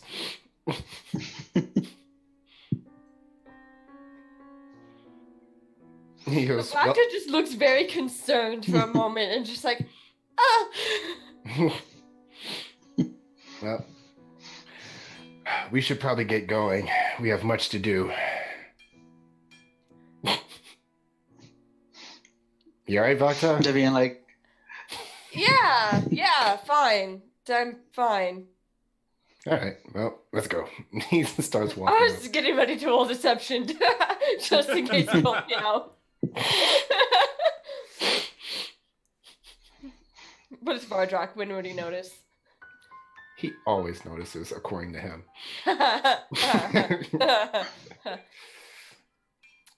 Sure.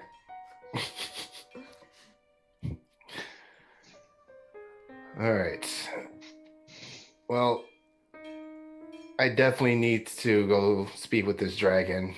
If you feel like you don't want to come, that's fine. But I should at the very least still go. Do you want me to join you at the dragon, or do you want me to go to Durian? I don't know that I want you going there alone. Okay, then dragon it is. Let's hope he doesn't kill us. What was his name? Jonathan? What was his name? Jonathan. My brain went Jonathan. I'm like, that's alright. Jonathan the Dragon. It's pretty close. I can't remember what it was. His name was Donnie.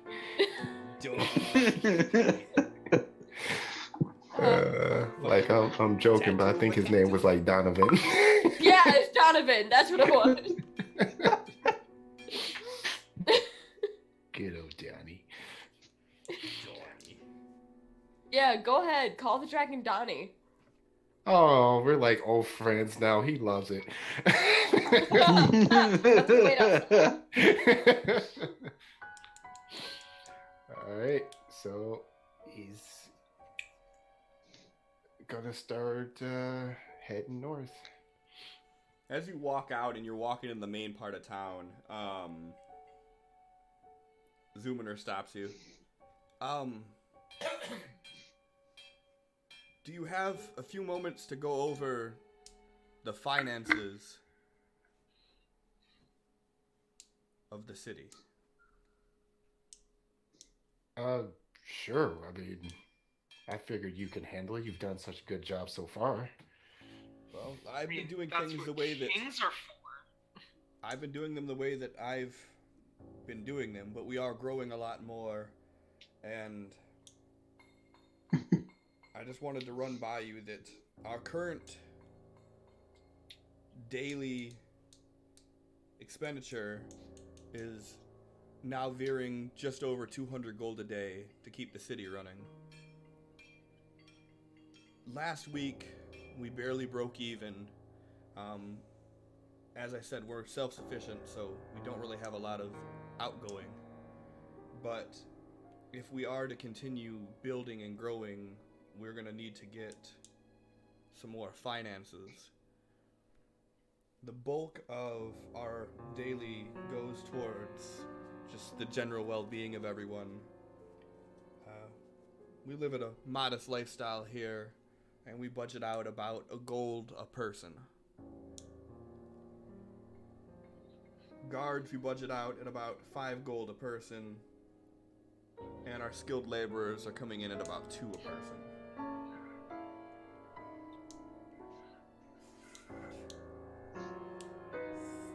Is there any where you want to prioritize the spending? Change anything?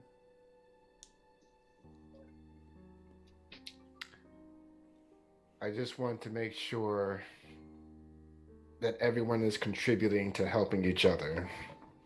If we're spending money, we need to be spending it within this town. We need to make sure we have everything that we need here so the money is not leaving this place. Merchants coming in, wanting to sell things, great.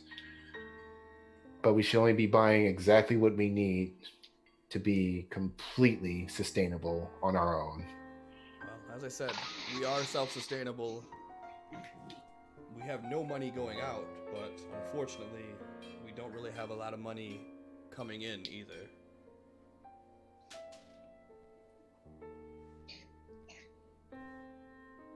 Well, let's start with building walls first. Expanding farmland as much as we need. Are there? Go ahead. Ukto's gonna ask if there are anything that makes this area particularly unique in terms of natural resources. Anything that would be. Is there anything in this area that, like a type of wood, a type of stone, something that is valuable outside of this area? Well, this is the Towering Wilds. We have a lot of ancient trees, and it is the primary lumber of Amethil, but the Towering Wilds themselves are the Queen's property.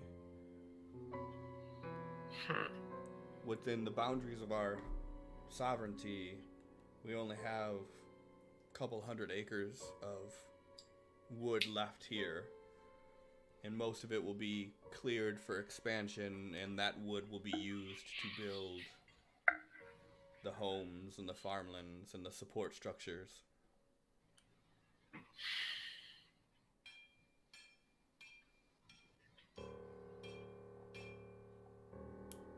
Well, when I first came here, a dire wolf was able to just walk right into town, and we had to kill it. I don't want that to be the case anymore. Not for creatures threatening our people, or for people with ill intentions. Well, as of now, the 13 trained guards that we have are doing a fine job with handling everything. As I said, we can continue running it this way, but I just wanted to let you know how everything is budgeted out right now, and if you feel there is need for a change or a reallocation of the money, that we can do that. Let's start with, like I said, focusing on the wall and building structures that we need. And when we return, we can all sit down and decide how the rest of the money gets spent. That's fine. And do you want the walls to be built out of the wood we have at hand, or would you rather us mine stone?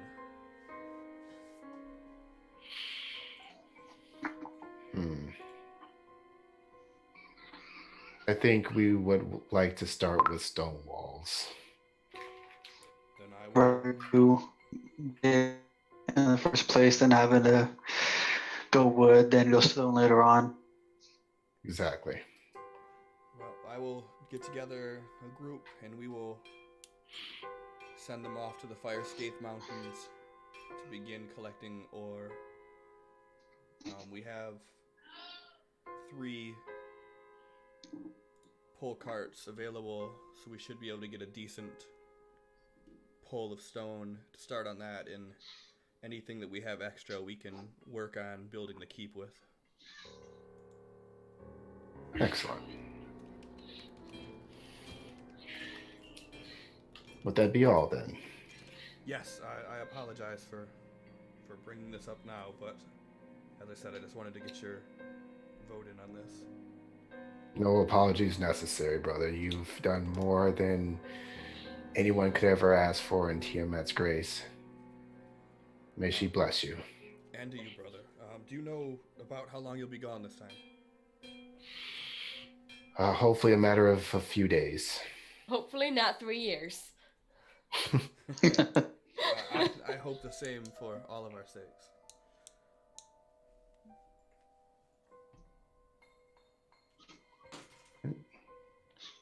With that, it starts heading north. So, with you guys heading north to Donnie's cave. Hey, oh, Donnie.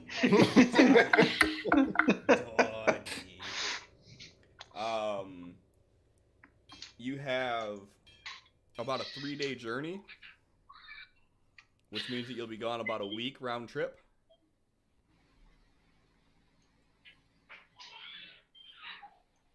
Any kind of precautions you want to take before you head out? Just making sure that we have enough rations and water skins are full. So I'm making everybody tally their food.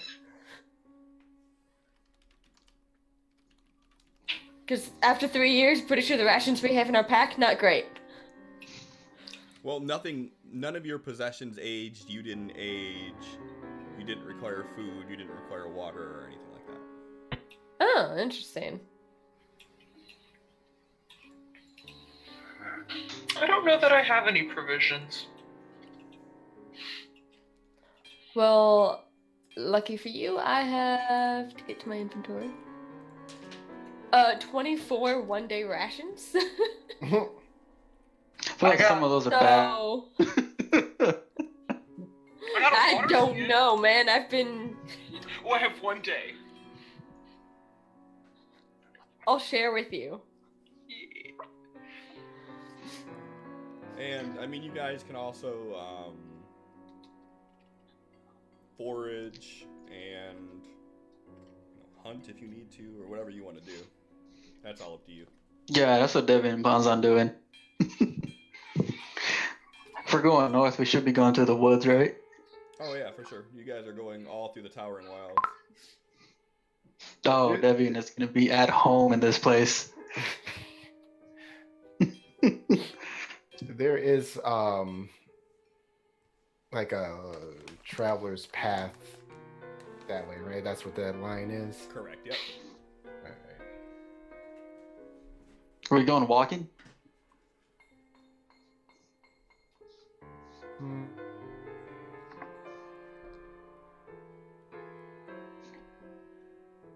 Do we have any other choice other than walking? Hmm. I mean, There are stables here now.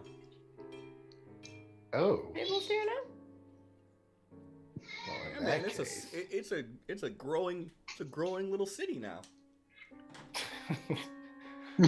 So used to this rinky-dink town with one shop.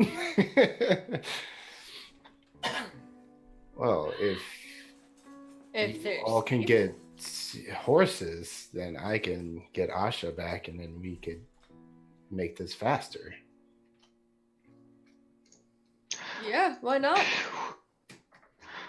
Or we could not take the carved path and go straight through the woods with me as a guide. That would greatly increase our time on foot. Or both. Both is. Could we not? I can navigate a group of adventurers and their mounts through woods or forests. I hate to be the downer. I don't know how to ride a horse. I don't know that I've really encountered. I know what a horse is. I mean, obviously, but You know, I don't know that I know how to ride one either, but I think I have. You know how to ride an Asha? I know how to flop on an Asha and hope to sweet Tiamat that I don't fall off.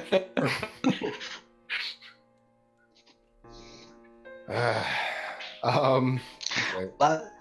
Last time we had a mount for one of us. I don't know what happened to it, and The I wouldn't camel? want that to happen to. Yes. I wouldn't You're want that breaking to up a happen little bit to too soon. this place for us to lose one of their horses. That's just setting this place back. Yeah, you're breaking up a little bit too soon. Yeah. Fuck. If Close we images, go and something happens, so we lose a horse that is going to draw back Clevin's car, and I don't think we need to be doing that right now. Actually, it's Zoominer's still in earshot. Did he walk away yet? He's walking away. Frederick says, "Oh, one more thing, Zoominer. Are there any jails kept here? Has there been anyone who's tried to defy the laws of our new sovereign state here?" We've had a few petty crimes, but nothing too major. We don't have any sort of official holding. We have a house that we converted into guard barracks, but that's about it. Does anyone currently occupy them? No, not right now. Ah, shame. Okay.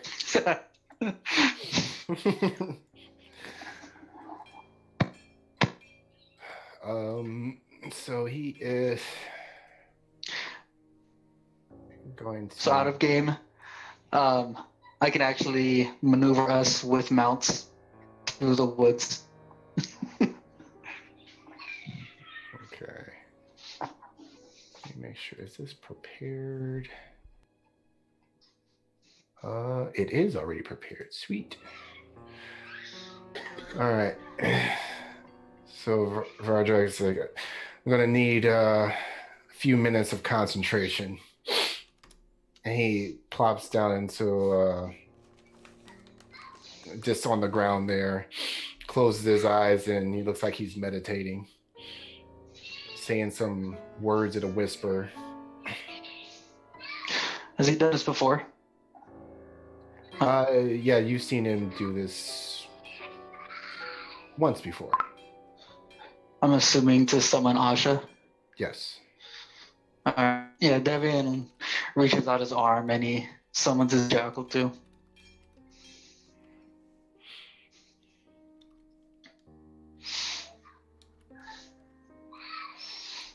And looking over at the Ukto and Vakta, you guys gonna learn to ride horses today.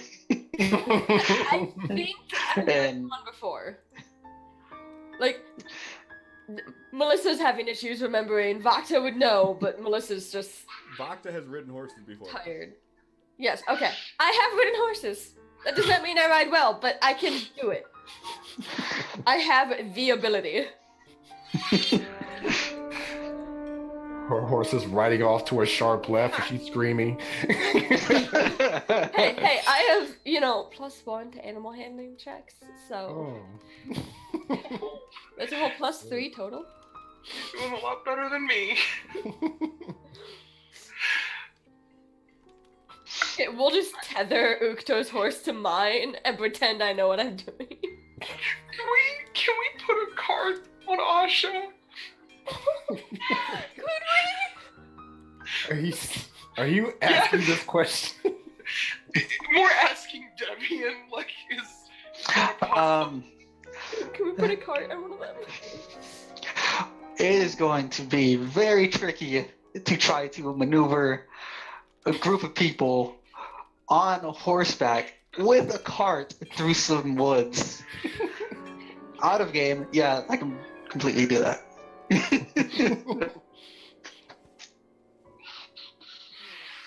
it's like a thing. Alright, I'm gonna be really honest with you guys. I've never seen a horse before, and this week has been very overwhelming. I might be scared of horses. I haven't gotten that far, but I might be scared of horses. My jackal walks up to you and just imagine that but bigger.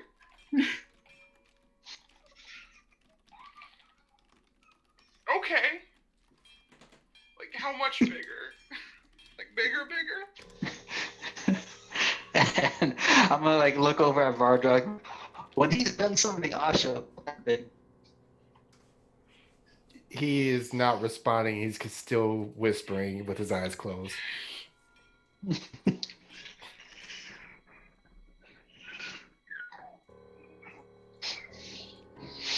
just act sick. It worked last time. I think I was more draped over a camel than riding a camel. That's how good she is.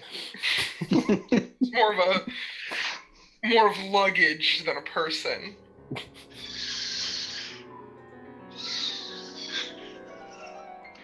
So I'm gonna call over to the mayor again. We're at the stables. We're gonna need some horses. Sin, you're breaking up pretty bad again. God, what the damn? Time to tell What you. about now?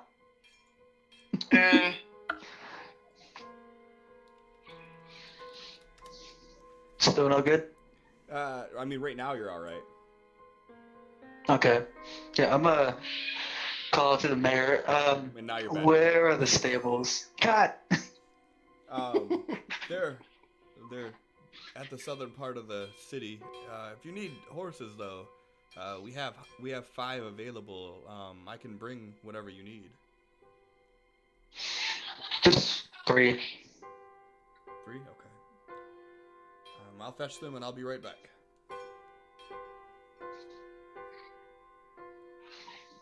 Neat.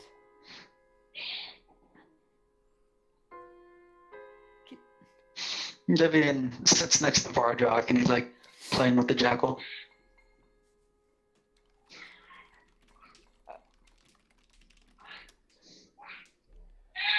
And after a few minutes, he comes back with the horses, and it only takes 10 minutes to cast Asha, right? Yes. Yeah, so by now she's Oh, and you're already here. Yeah, I mean, so by the time he gets back, she's already there in all her new form glory. Yeah.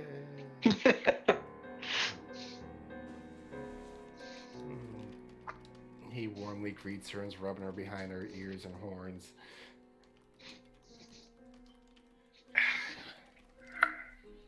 Alright, so apparently you're gonna learn to ride a horse today, Uto. Yep. Oh, Because this hasn't been an overwhelming week. No, No. isn't it exciting? it'll be fun. Here, hop on Tiberius here. She is our most well-trained. So long as you can keep your balance on her, she will do all the work. She's like walking up to it very cautiously, like, "Hello, big animal. Give me an animal How are you handling check. today?" Sorry. Animal handling, please. Absolute. Come on, that one. And kicked. As you walk up, it bows its head to you a little bit, and as you reach out to touch it, it kind of nuzzles into your hand. She seems to calm down a little bit. Like, okay, maybe it is like the little jackal but bigger, and with hooves, and not as soft. But basically the same thing but bigger. Oh my Cliff, god. Vardrak's gonna say in Draconic to Asha, can you speak with these other beasts?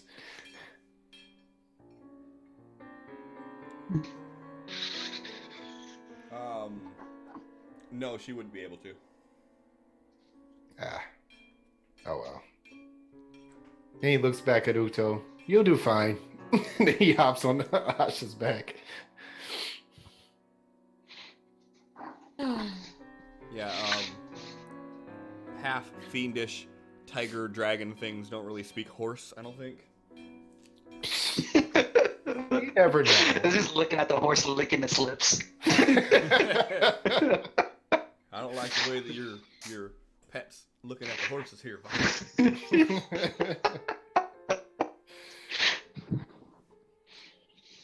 Should we can forge some nuts and berries that'll seem more appetizing than a full-blown horse?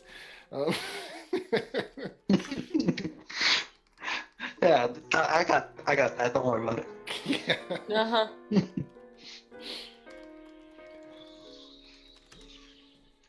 Well, just make sure Is everyone ready?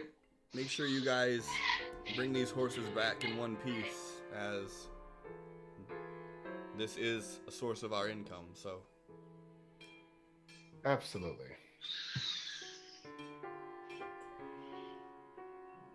And he looks over to Divian. Well, after you, sir.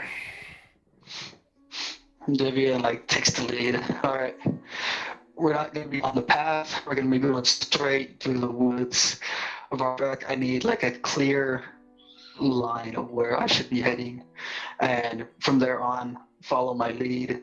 If you guys need a break or anything, let me know. Yep. Yeah. Do I have to roll anything to try and direct him Perception. in where we need to go? Perception. So Motherfucker. you would want to do probably insight to see if you can remember like exactly where it was at, so you can kind of give him directions. Yeah, I figured. But Why did my die just freeze? Okay. with you being on horseback, and if you guys are cutting straight through, it should only take you about a day and a half to get there.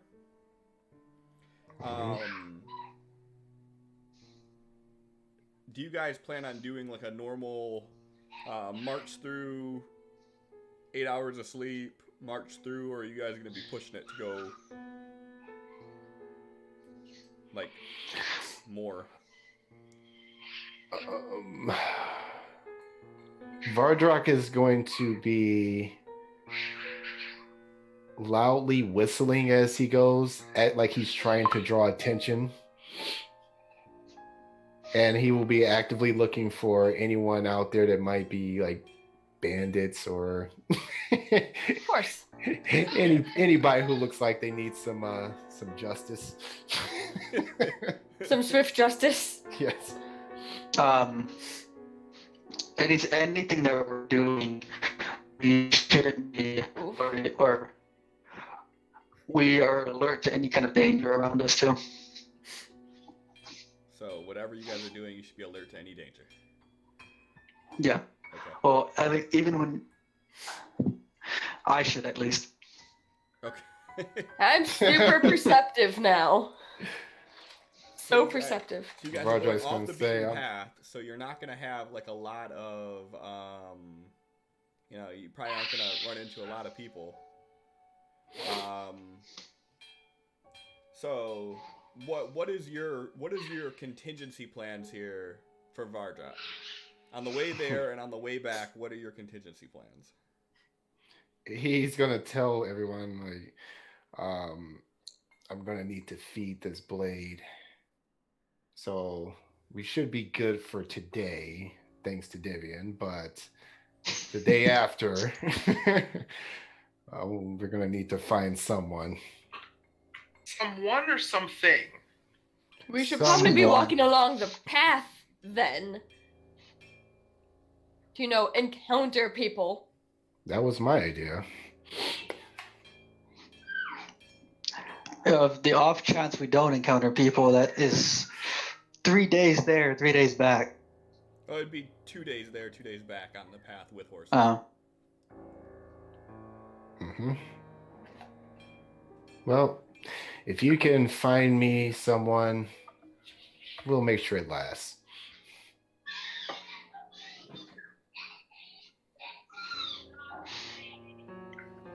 If there's anyone around, I'll be able to find them. If not, I already took my turn.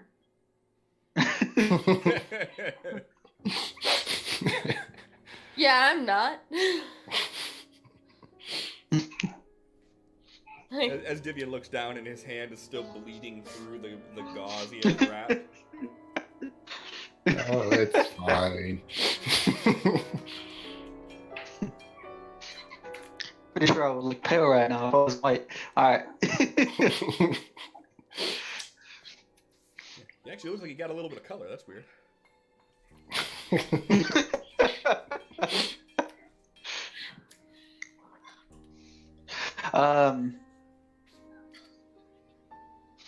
Every time we stop to rest, we can go near the path. Whatever you feel is most efficient. Remember, it's not just about keeping this thing fed for my sake, but it grows in power as it feeds. And we need it to get strong enough to do the entire reason why we retreated in the first place.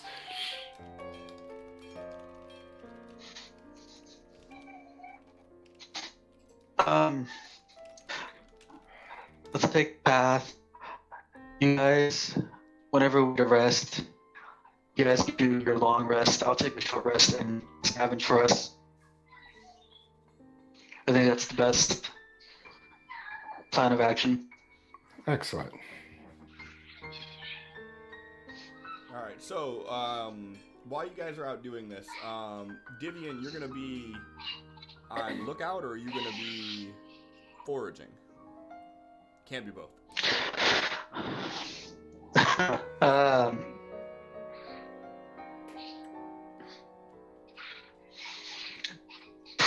Is everyone good on food? We're good on food.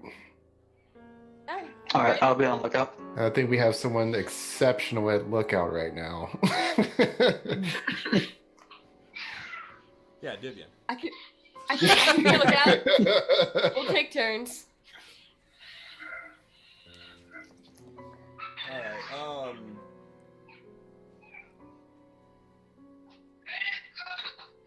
Give me each of you. Give me perception checks. Sure. And John, give me another D100. Like this. I see everything. Oh, hang on. That's what I want.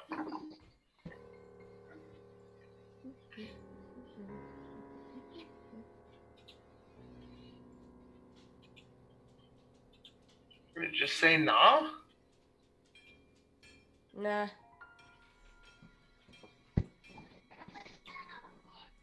Nope, hang on. Perception. Okay. Well, I see. You're a true fool for dragon riding boy. that horse. Yeah, Ukto's just completely like, look at this majestic beast. That's words. My horse is amazing. That's gonna be in my head now, thanks. You're welcome. It It's like gonna be your daily dose of Amazing. trash.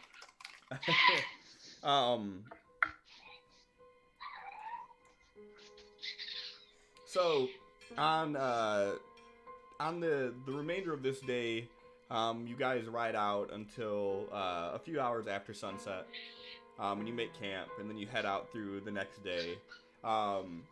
Towards the evening, you guys come across a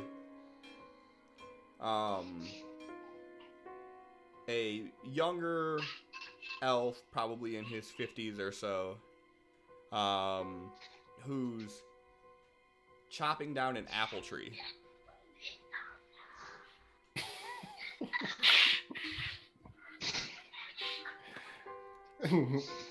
Vardra gets this kind of creepy grin on his face and starts riding towards him slowly.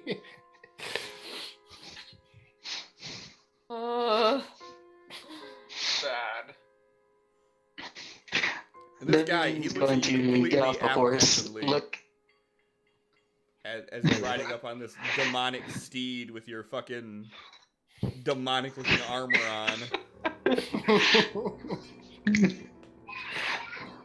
He's like, I don't have any money or anything. Money? Oh, you believe that we're coming to steal from you? I don't. Doctor grins, just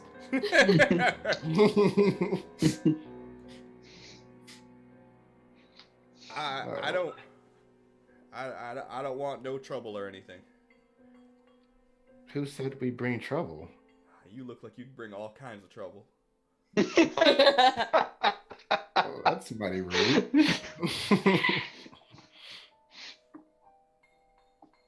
He hops down, like Asha just kind of lays down and he gets off and starts walking towards him. Just kinda What are got you his doing axe here? out, like holding it. I'm just getting some apples and getting some of this apple wood. Mm-hmm. What are you guys up to? Oh, we're on some royal business. Did you get permission to chop down trees in these woods?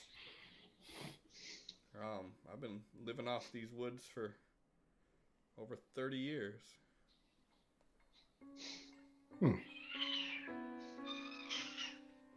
Good for you. And from where they are now, how far are they away from the dragon's cave? You're a little bit more than halfway there.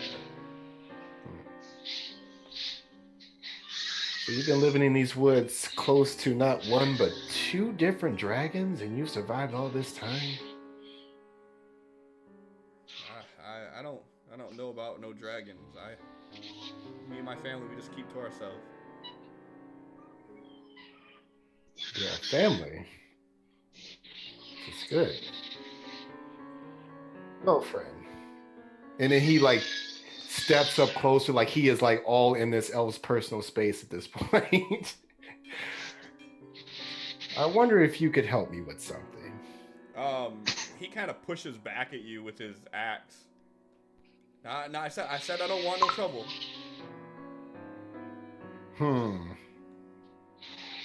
That's very rude to put your hands on me like that. Yeah, Devian starts walking up when he sees him push him back. This guy books. Get him. This guy is running through the woods, zigzagging through the trees. Vardrak as a reaction, he is going to use command against him. Devian's taking off in a sprint towards him. He says, "You will kneel before your king," and then and he casts it. Ukto from On the Horse. I'm not going on a power trip. No! No, King. Power! Oh my god. Boxer's just on a horse, just. What's your DC? Huh? What's the DC to save against? Oh boy. So it would be 8 plus proficiency plus charisma mod, I believe. It is. I actually have this saved. It is 8 plus proficiency bonus plus your spellcasting modifier. Okay. So yeah, he's got to be a 16. And this guy's rocking a solid no additional help. Okay. So he immediately just boom drops to a knee. Devian's gonna like go to him, grab his arm, and just like hold it out. Hold on.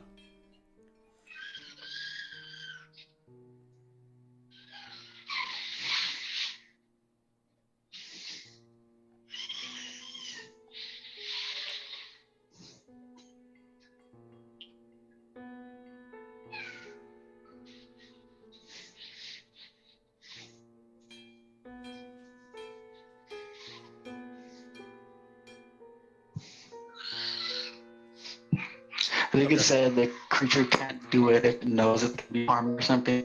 Yeah. Well, I was just making sure because I know one of them that once they do the command, then it's done. As long as they do what they're told. This isn't one. Right, but the one where you basically make them go prone, it's like that's the end of their turn for that round. Yep. So he's gonna walk over to the arm that Divian is holding out for him, pulls out the scythe, extracts the blade as he just cuts this elf's arm. Poor guy. And he, from where Divian's standing, he can clearly see like Vardrak is just kind of like taking it in, like it just feels really good. Give me 2d8.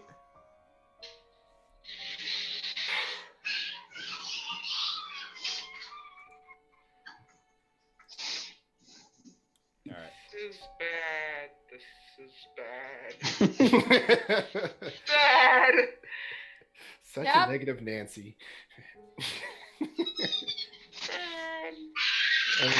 Devian gets up and looks over at this elf and he's like, this could be a lot worse, man. And he walks away.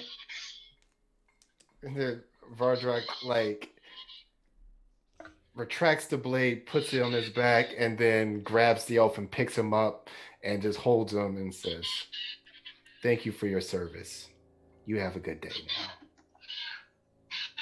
And then like his eyes are black the whole time he's looking at this elf in the face, holding him like this. And then he blinks and his eyes are back to normal and he lets him go and starts walking back to Asha. As soon as your fingers just get off of him, he's gone. I'm watching Deviant to see if he reacts to Vardrak's state of mind at all, because although I can't see Vardrak, I remember what happened last time he used the scythe, and I'm watching to see if there's anything given away, like, is he being weird again? I'll roll perception. Devian's like,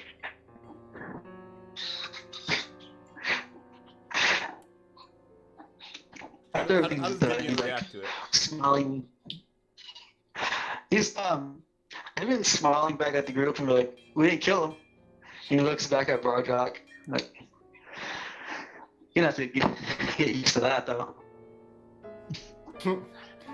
And with that perception, Vakta, I would say that you would notice that Asha's looking at you, and she, like, you can tell, like, she's very expressive with her face. She looks concerned. Cool. I'm concerned again. I don't like this sight. Ah. And, he hops on her back and then returns to the group and says, well, shall we continue? And he looks like everything is perfectly fine. Let's go. I just see him and Devian hopping on their steeds and just start walking away, just like, yep. It's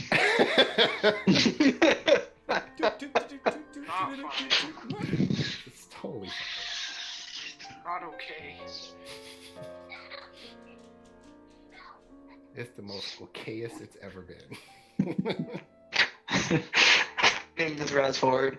You both had the chance to stop this if you would have offered yourself. So, can the scythe only take blood from someone once? Ooh, we need a blood slave. No! Bardrag looks back at Vakta with a smile face. That's what I was thinking. We need to find that kid. No, no, no, no. No children. He's like a teenager now. It's fine. No. Okay, well, give us an age minimum. Adult. Alright, 15. No. The old man told me I was ready to perform like a man when I was 12, so surely that kid's got to be over 20 by now. I think that you're approaching this from the wrong way. I think when we were told the scythe needs to feed every day, it meant, like, do something heroic and give it blood, not sacrifice some poor schmuck in the woods who's chopping down a tree. He's not sacrificed. He's alive. I'm inclined to agree with Ukto, but also where are we going to, do something heroic in these woods? Exactly. Devian, like, That's more to do with the how about we don't get a blood slave kind of thing. Devian, like, holds out his arm and he takes off the band-aid to show the group behind him. You're like, Vardrak, you didn't get hurt or feel anything negative towards the scythe yesterday, did you? Nothing negative, no. This doesn't seem very heroic, and yeah, it's working. Yes, I don't think that this weapon, as it was, for the purpose it was made for, I don't think it cares where it gets it from. I'm that was more of a let's not get the blood slave argument. Secondly, If we find another follower of Orcus, we have a blood slave. I think even you could get behind that. No. I mean, any follower of Orcus, but not the kid. No, not the kid. Okay. You're fond of him, so he's off the list. He could have changed by now. It's been 3 years. We don't know he was with Reyna. there are better ways to handle this than enslaving someone, regardless, All right. to feed this blade. Assuming, this is assuming that we can take blood from the same person more than once. And we will find that out. Do you want to test that? No, which is why I'm not going to offer myself to feed it when we are in the wilds and there's potential to do other things. It's better for us to not do that, so if the time comes that we are stuck in an absolutely dire situation, there will be someone who will be able to feed the blade. Agreed.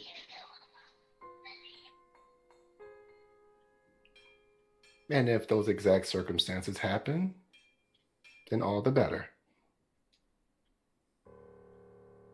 If they don't, then we do what we must.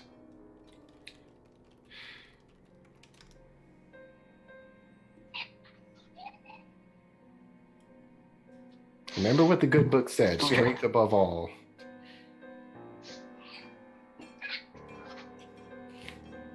And that strength extends to having the strength to go and not take someone and use them and abuse them in that way. Hey, you're arguing at me again. I wasn't the one who suggested it. I'm not arguing with you. It was more of a statement to the entire group of, I'm saying this is a bad idea. You know, let's heroically go through the town that we're trying to convince people that Tiamat isn't horrible and evil while we have some dude in a box on a crate screaming and crying because he's a blood slave. Because you have we a box would. where we can keep him? Because we would. And none of you lied to yourselves that we wouldn't. They don't need to be hey, I'm gonna track into a city. We need to give them that. You're breaking Hear up you. so badly. Yeah. Oh my god. You're almost like completely robotic, juggled. It's awesome. Close Is everything. this what I but sounded like Fantasy when my Grounds. old headset went bad? Basically. Cool.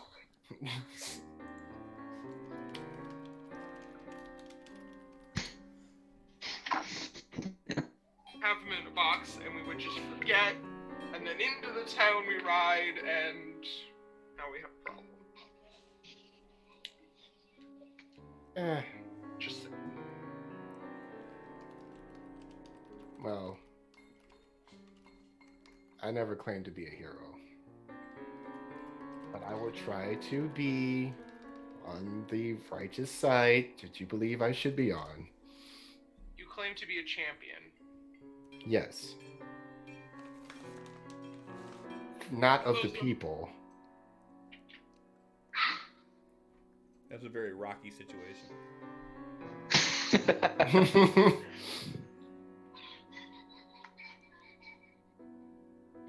Debian starts riding forward. We could talk while we move. The longer we Oh, wait, I thought we were riding the more- whole time. Yeah. You guys are like arguing.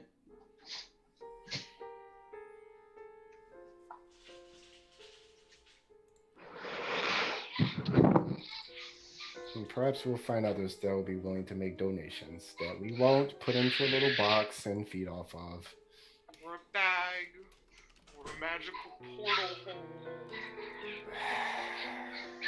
Or an Asha. Any container. On a leash. Or in the magical shackles. I feel like I've got to be specific. Just taking all the fun out of today, you know that?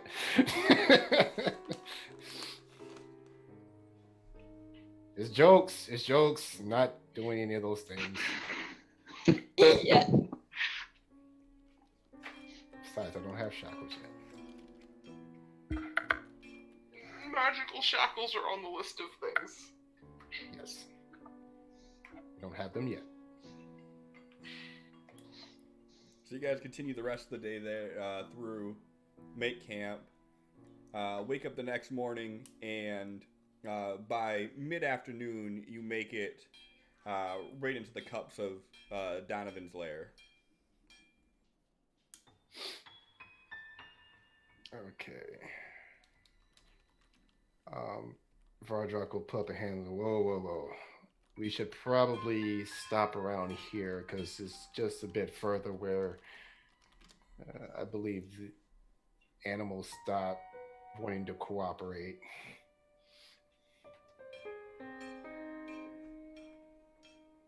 Why is that blacksmith still going? I thought he was following us. Just keeping He's an eye on you the guys. Wait. Tink, tink.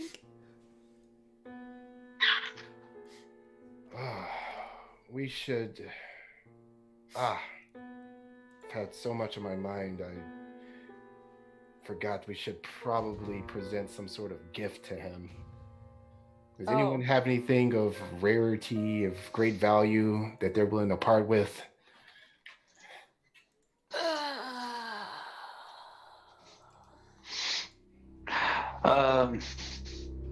Debian like goes in his shirt and pulls out his necklace.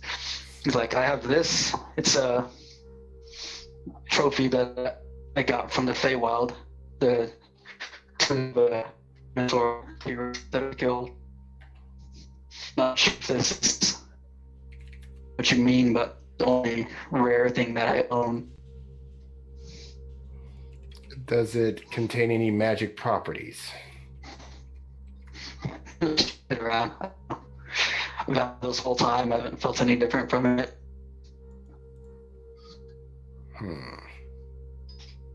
Because if he will decline it unless it was something special. How special? Like, we're not talking sentimental value. We're talking something that he could say only he possesses and challenge others to try and take from him. He is a dragon after all.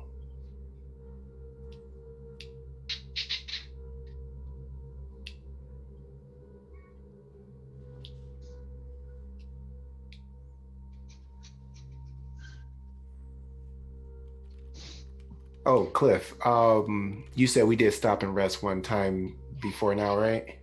Yeah, twice actually. Okay, at least one of those he would have been trying to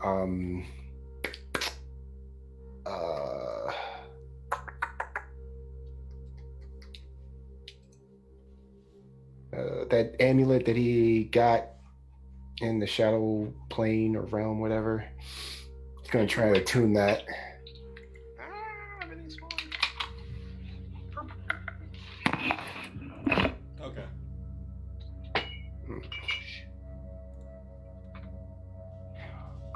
And also, because Ukto still has the ring of invisibility, does she actually have to do something in order to get the charge back, or does it just do it on its own? Does it on its own. Okay, so it should have 4 charges. Okay. If you look in your inventory, you'll see it on there now. It's the second thing listed. Okay.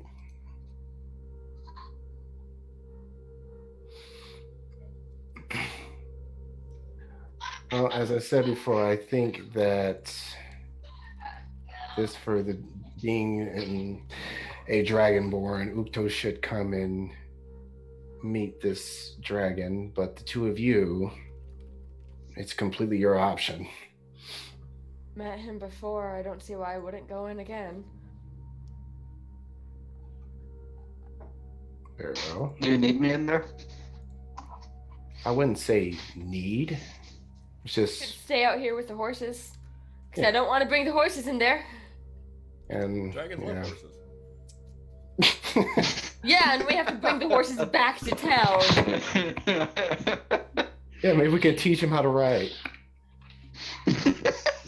1 foot on each option.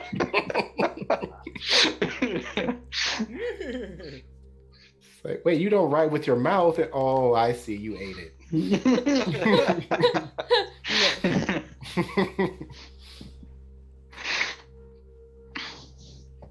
Devian sits down near the horses and he like gestures his jackal, and his jackal goes to your side, Vardrock.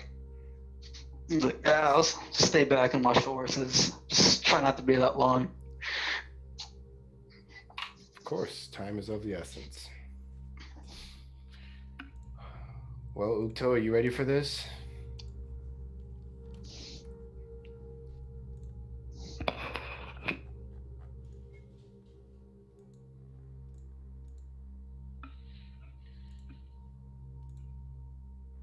And he's going to like look Ukto dead in the eyes, and he's like, just be sure you keep your head bowed Do not make any sudden gestures. No casting any spells. And everything that if you decide to say anything, make sure it's with the utmost respect. If you don't think that you can handle that, you can say nothing at all. But I think because of your blood, you should at least see one dragon in your lifetime.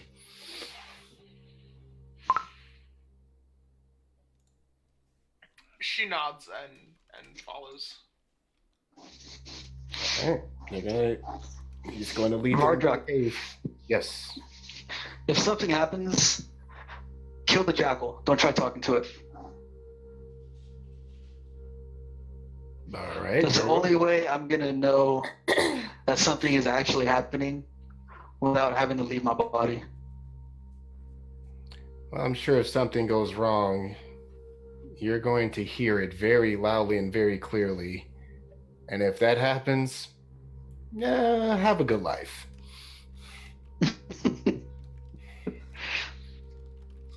He like leans back against the tree and just starts resting.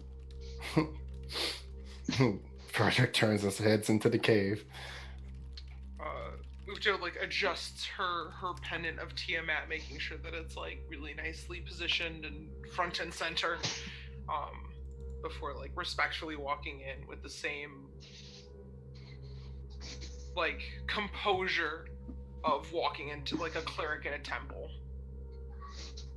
Bacta's gonna lean over and whisper to Ukto, "It's really fun to watch Vardrak struggle with being kind and quiet." And she's gonna smile and walk. Ukjo like tries not to laugh as she like follows quickly behind him. Always kind. Sure. People are just judgy. I believe you. So as you guys walk in, you wind through the path. I could have swore I actually had a map built for this, but I'm not finding it. Did. I believe you did.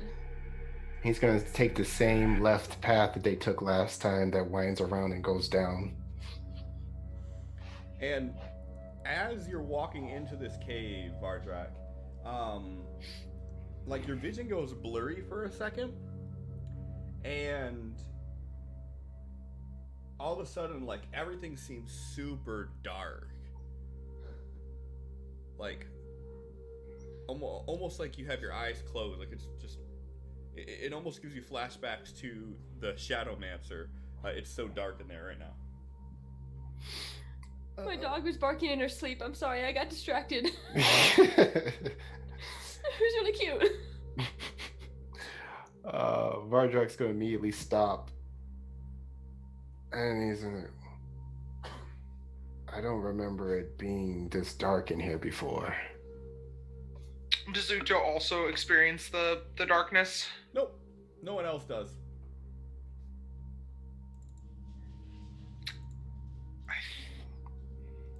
How dark is it?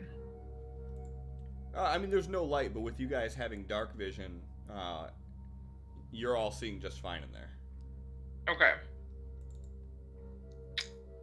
Can you make your way forward?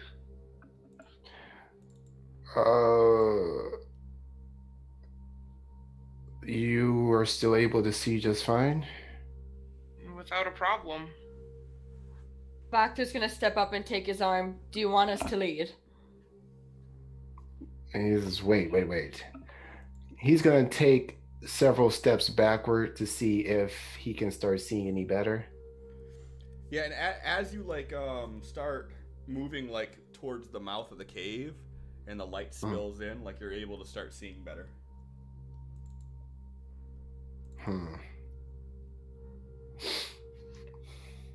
Or we can light a torch. No. Let me try something. Stay here. He goes back to the opening of the cave. And then he shouts over to Divian and like gestures for him to come over.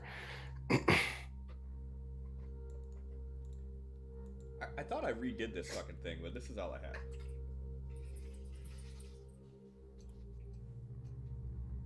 Yeah, you did redo it. I thought so. I see gray. Exactly. It took a minute, but it finally loaded. All right, this thing. So you called Divian over to you. Mm-hmm. What's going on? You guys done already? No. He pulls out the life drinker. He says, I need you to hold this. I have a feeling that perhaps it's causing an effect on me when I try and enter towards the dragon. Oh my god, this map. And then he's going to... Wait here for a sec. Let me see if that is what it is. And then he starts walking into the cave back towards Vaktan Ukto again to see if it starts happening again. And same thing, as you turn left and you start heading down that path, it just gets darker and darker and darker.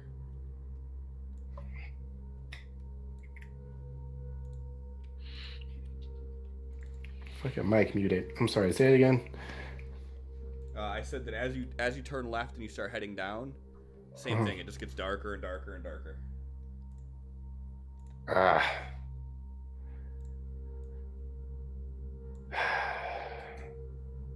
All right. That's not it. So be it. He walks back over to Divian and says, something magical is happening when I get close, but it's not affecting either one of them. Debian starts walking into the cave. Maybe I can do something. No magic, no effects. No, I'm not gonna. Nothing like that. And he keeps going. Nah, I'm good. I got this. Vardrak's going to have Asha come over, and he puts a hand on the back of her neck, and then he nods, and then she starts walking forward, and he's just kind of using her as a seeing eye dog right now. Yeah, and she's able to see perfectly fine in there. All right. And then Debian's not going blind or anything, is he? Nope. Awesome. he just says, let's continue. So yeah, you guys make your way around the bend, and as you guys make the turn right and start heading into the downwards ramp towards the opening, Ukto, you see that the mouth of the cave in the distance opens up, and you see sitting there, perched up, with its chest facing you and looking directly at you guys as you walk in, this giant green dragon.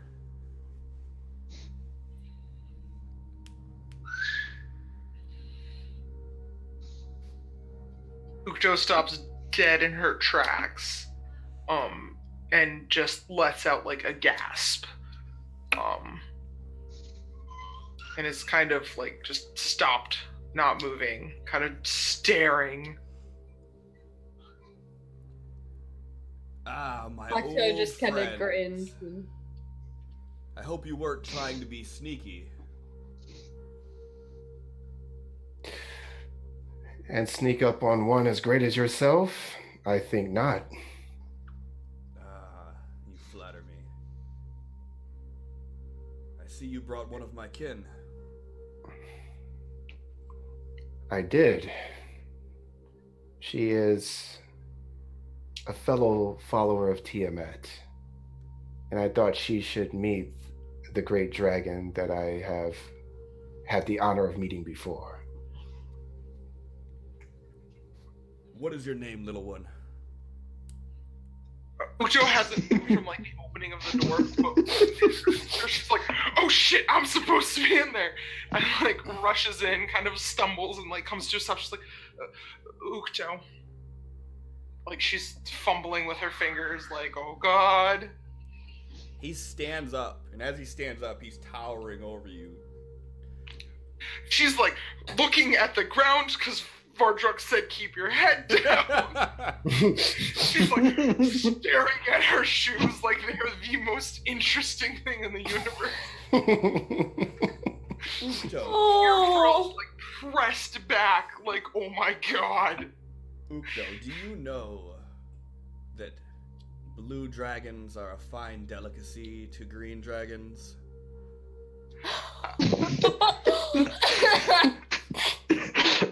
And after a moment, he just busts out laughing.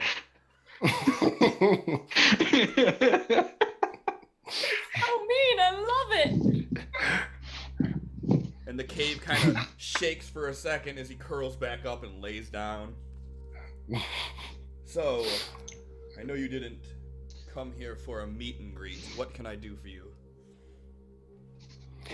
Well, the first time we met was because you had laid waste to a town south of here that had started using magics that you did not like, it seemed.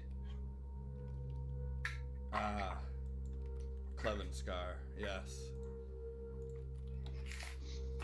Do you sense the magic coming from it now? I do. I feel that you have the scepter fully powered. I do. And I wanted to assure that we understood each other on this, that is in fact the scepter with the gems that you have graciously provided us.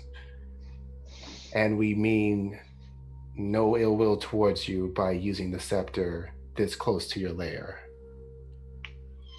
Oh, my doltish old friend. I didn't attack Cliffhangers because they had the scepter. I attacked it because the people that were using it were not meant to have the scepter. But to answer your question more directly, no, I will not attack the city again. Good. That is what I wanted to be sure of. And I would also assume with your great power that it has not gone unnoticed what has happened in the desert region with the portal and the demons and whatnot. Yes, I've taken notice of this. I smelled the filth and foulness coming from the once beloved temple.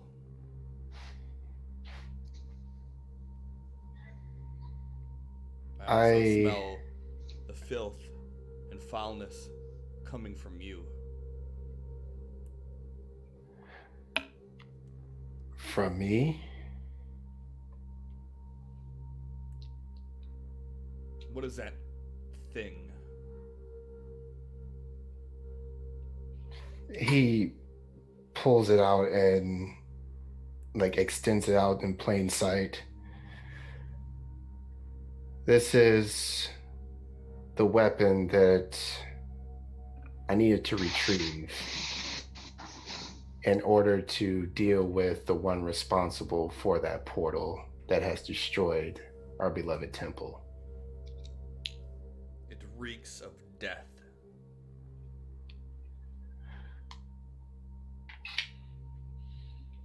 Yes, I would assume it does. It was used to slay the original god of death. He kind of perks his eye up a little bit and cocks his head. Tell me that's not what I think it is. I am afraid it is, Mighty One.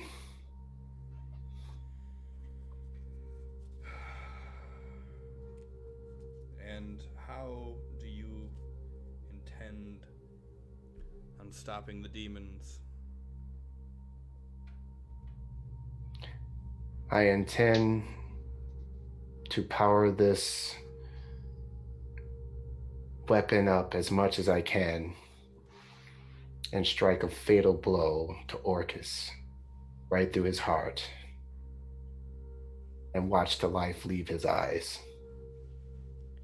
And are you planning on taking your crusade to the abyss, or are you waiting for him to come here? I will take the fight to him if I can. But he has been making moves as well. And if he gets here before we can get there, then I will deal with him here. Well, both are foolish, but I understand the need. But if Orcus makes it here, I just hope that you have that thing powered up in time. As do I. But can we... I hate to ask it of you.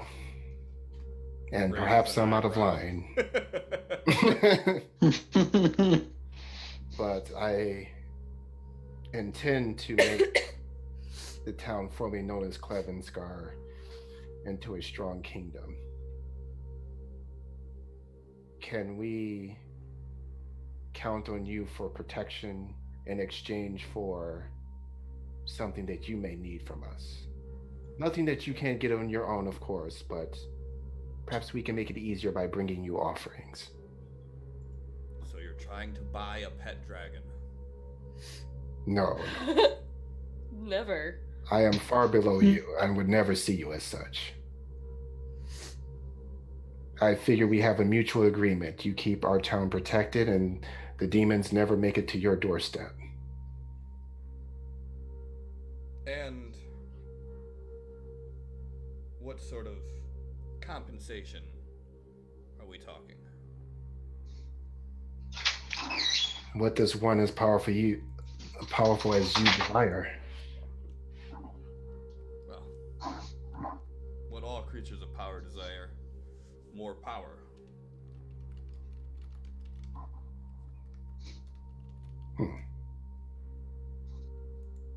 So perhaps magical items.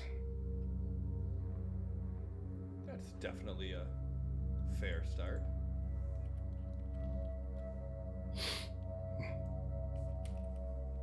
Well, I must admit, I'm glad you didn't ask for a blue dragon, right, Ukto? And he slaps her on the arm and lets out a big laugh. She seems really tense. Like, not just because of the dragon, but just like she just doesn't even react. She'll lighten up.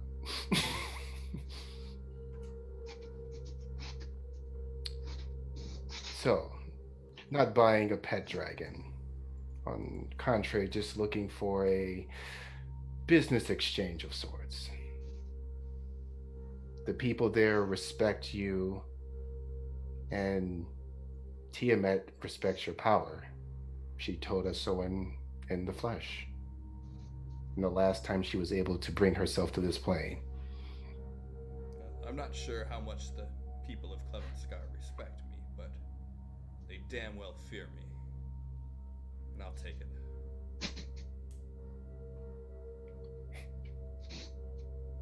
Yes, that's fine. We have a deal. We are much appreciative and unworthy of your graciousness. And he gives a very humble bow. And I will see to it that we find offerings fitting for one as great as you. He stands up and he bows before you as well.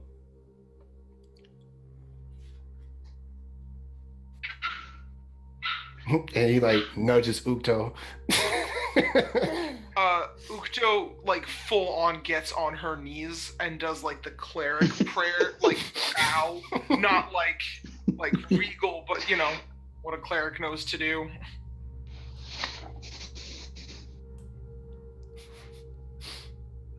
Well, I do enjoy this. Get off your knees, child. She like hastily kind of gets up and continues staring at her shoes. You are dragonkin. We do not bow before anyone.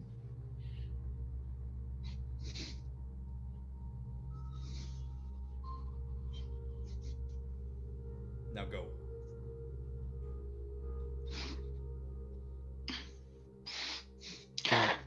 Vardrak Devin grabs her arm and nudges. starts walking out. Vardrak, Devin nudges Vardrak go ahead. and like kind of whispers to him, like, "Can you see? You want to ask about that?" Vardrak just leans over. Not now.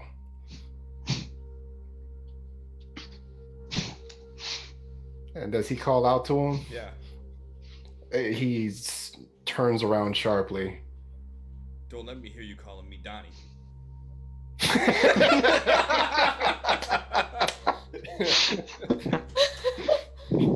Ah, beautiful.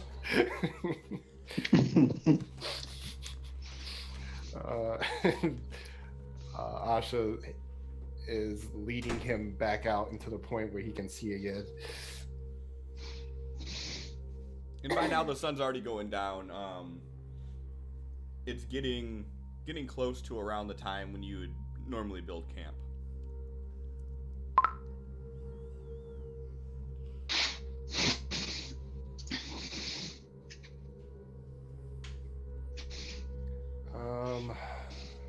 Let's see. How far was the trip from the cave to the Black Dragon's lair? Only about a half day.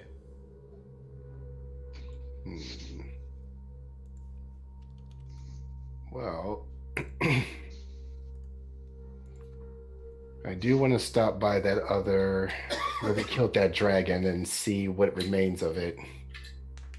But it's up to you all. Should we rest first or be on our way?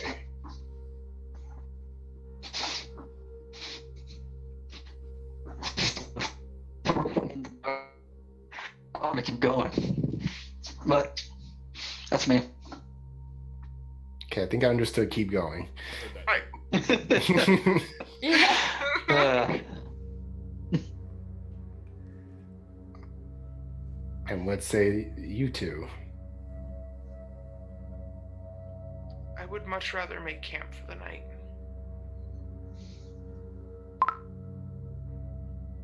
Well, Vakta, you're the tiebreaker.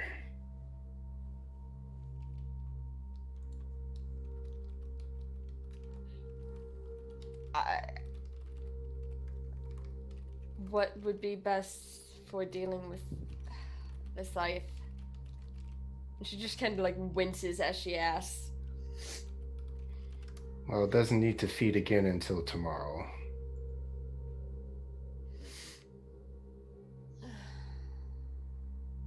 That's not correct. What? This isn't the same day that we found the elf? No. No, I didn't. This is You the guys next- made camp, and then you traveled another half a day until you got there. Oh, well, for the site's purpose, I need to find someone. Lasha just kind of looks at Ukto and is just like, I think we should keep going because I don't think any of us want to deal with the scythe. Fair.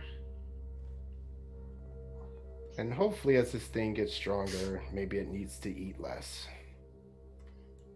But only Divium's boss would know if there's any logic to that.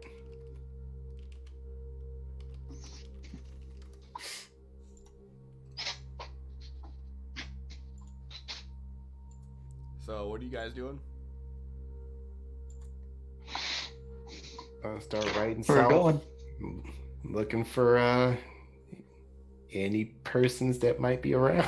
So if you're going towards where the Black Dragon's lair was at, that's basically cutting through the swamp. It's taking longer. That's my second favorite game.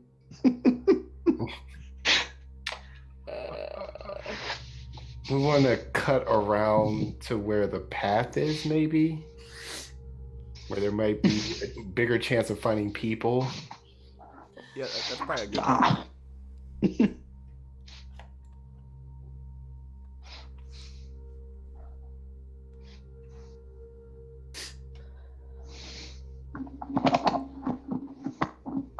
Alright, John, go ahead and give me another 100 roll.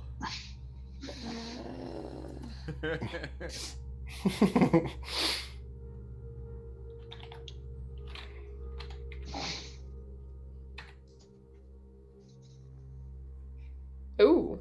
Is that good or bad? I don't know.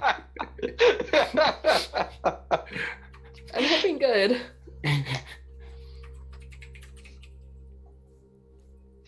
As you guys make it back to the path and you start wandering, you see 3 men, and you're heading in your direction. Great.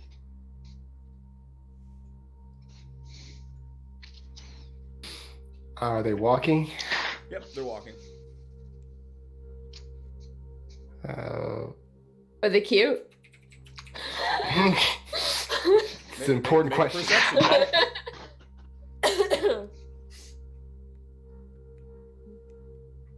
Far away are they? Right now they're about 35 feet or so away from you guys. They're actually following the path. Alright, I'm rolling perception to see if they're armed. I thought you were going to say see if they're cute. That's They are armed. One of them is cute. The other 2 are pretty far from that. wow, yeah, okay, I can tell. What's the one on that scale?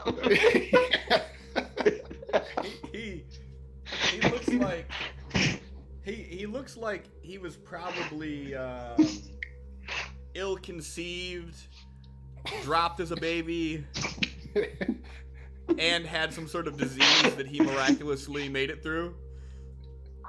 It's like the hills have eyes. Yeah. I need to put this guy out of his misery. It's for the greater good.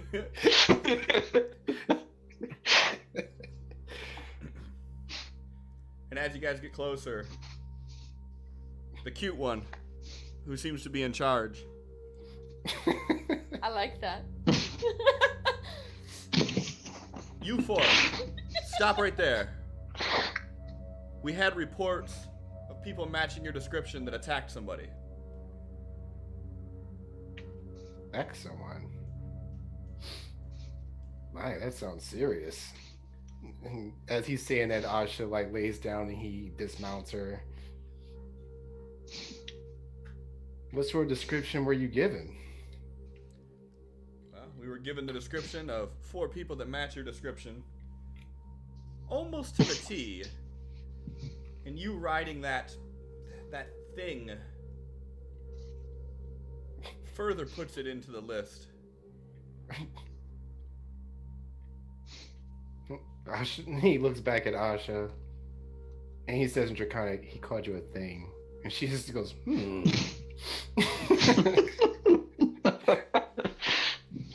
he looks back and says, she doesn't like being called that. Well, by the Queen's rule, you 4 are coming with me. If we can get a positive identification, we're gonna have to take you back to Durian. No. The Queen's cool with us. We know her. He kind of looks at you and just looks back at Vardrak. He looks at you dismissively. Bitch. Wow. Vakta's gonna dismount, like, no, we know her. It's fine. No, it's not fine. We have reports that you attacked a civilian. We are going to need to make a positive identification, and then if we need to, we're going to take you in. Oh, that's so cute. Adorable. Are from Durian right now. Well, luckily you all have mounts. Should make this trip much easier.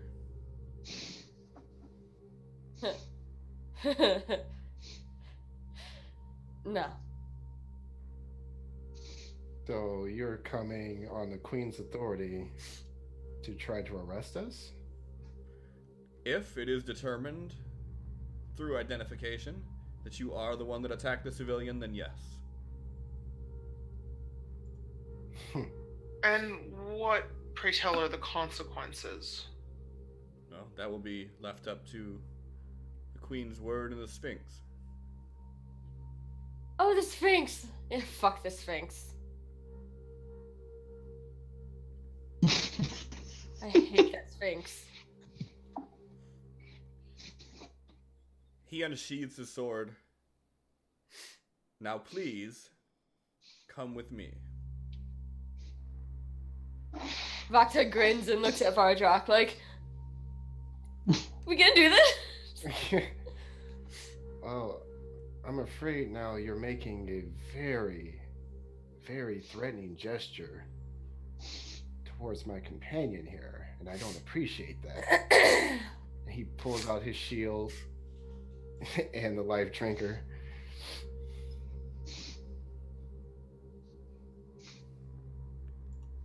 I suggest that you unbrandish your weapons and come peacefully.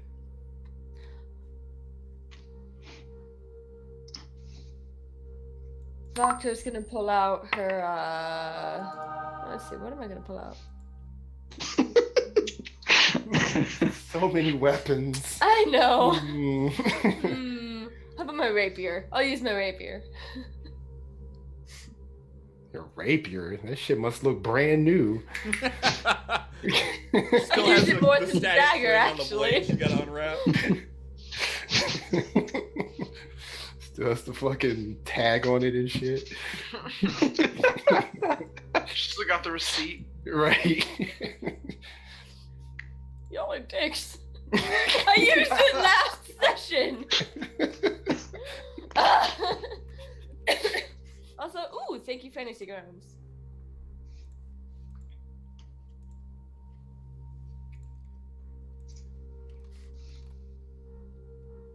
I like that.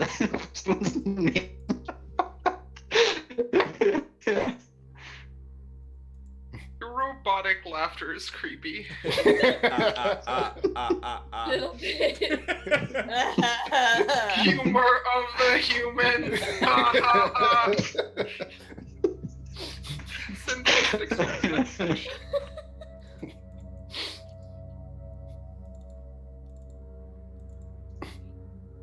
So what y'all doing? Ukjo kind of has her hands up, like, I'm not gonna fight. Nope.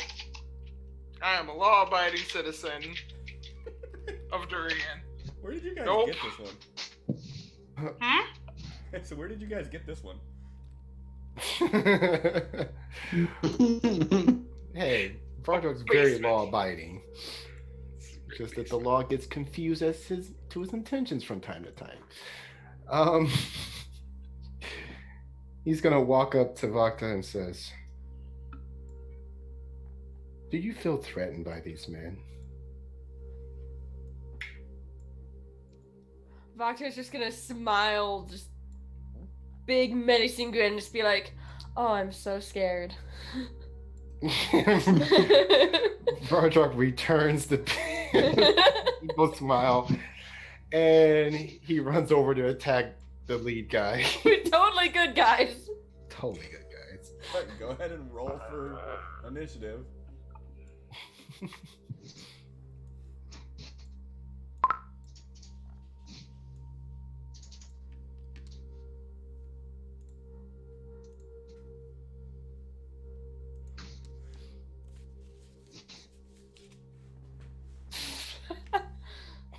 Do I get my initial attack, or are we going by turns from the get-go here? We're going by turns. Ow. Okay, well then he hasn't. I guess he hasn't taken off then yet. Oh, you took That's off. That's what started the terrible. combat. You charging at him with this glowing blood spear. Oh, Kinda. so misunderstood.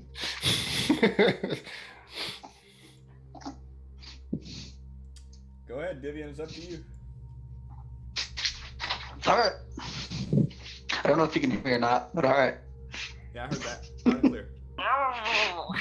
We understood. I hear you. I do compute. The reason I understand what it feels like. That was me for months. I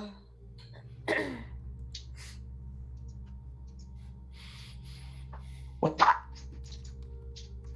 There it is.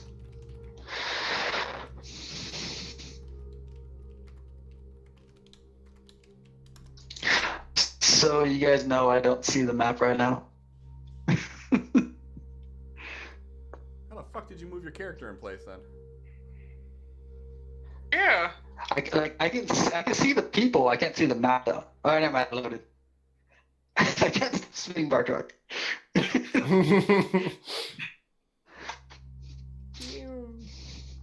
Cartwheels.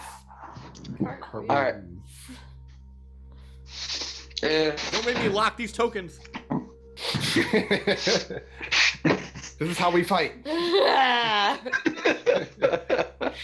If have you seen You missed the Rocco and he's gonna trace in right after him. He's like, I guess you would call it Naruto running. And like his blade like starts appearing as he's running. Then he grips it with both hands and swings upward.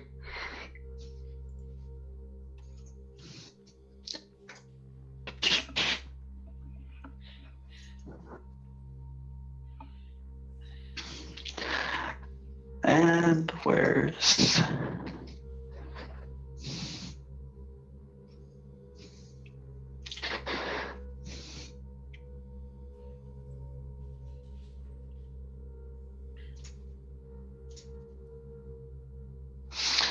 And that's it. He does the upward swing, then crashes back down, and focuses on this target. Yeah, and as you swing at him, the guy blocks with his sword and it nudges him back a little bit.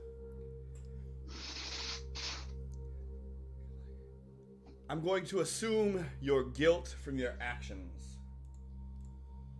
Okay. Fine. Your turn, Vardrak. You get to make all your attacks at disadvantage. At disadvantage? Yeah, it's nighttime. You can't see shit. Wait, I thought you said once I left the cave, everything was fine. It was when it was still light out. What? You didn't tell me that.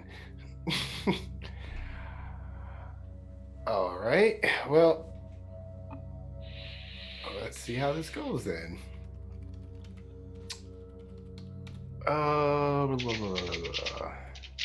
What's this guy in the middle? This is what you see right here. Wow. This guy in the middle is the one that was talking? Correct. All right.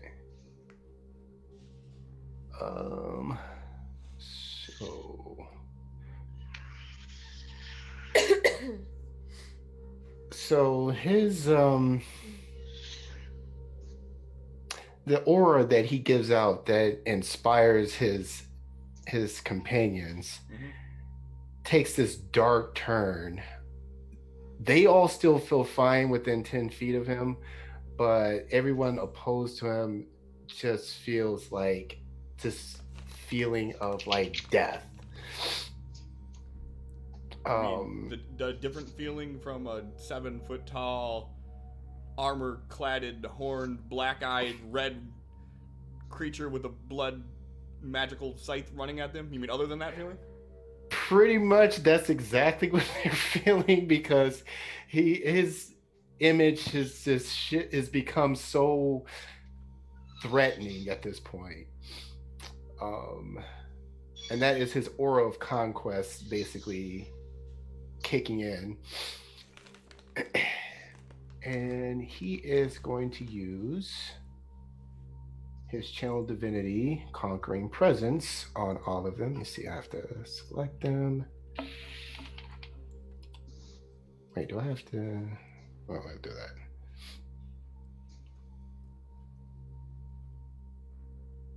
So, two of them, the two ugly ones,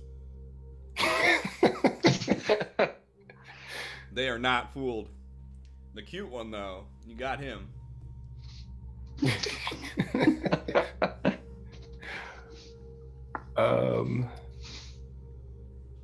I'm too pretty to fight you. Wait, isn't it the reverse way? No. Because rolled an 18 and a 21 and they beat, like... They rolled an 18 versus your 16. They rolled a 21 versus your 16. Oh, I The see. homeboy rolled a Okay. 7. He Gotcha. didn't do so hot. Okay, gotcha.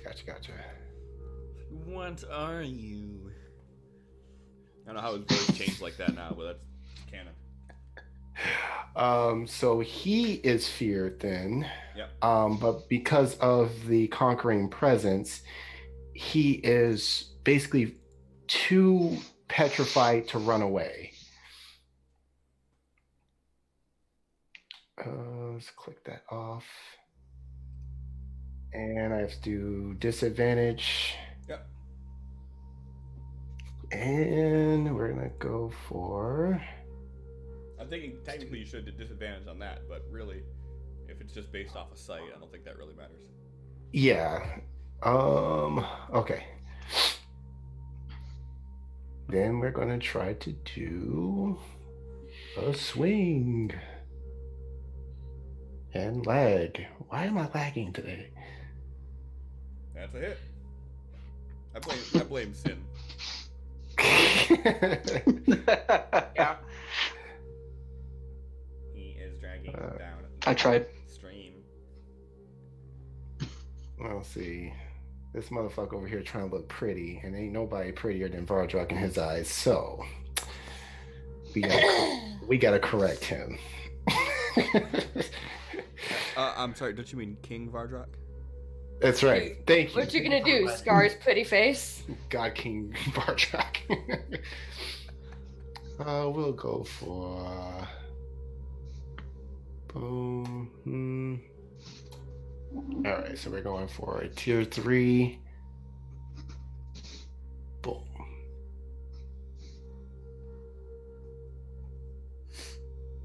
Did you notice you rolled 2 13s on that attack roll?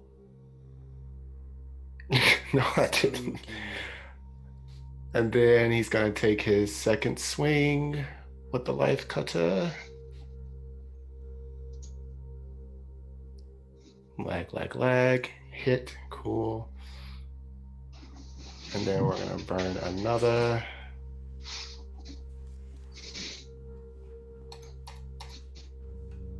And boom. So yeah. So were you aiming at his face on all that? For sure. Yeah, Bacta, he doesn't look so pretty right now. What a shame, he insulted me. His face is all carved out, but like there's no blood. Like every time that the scythe hits, it's like the blood is just being pulled into the weapon. Oh, that's creepy. And every time you just see Vardrock's smile just growing and growing. And he's done.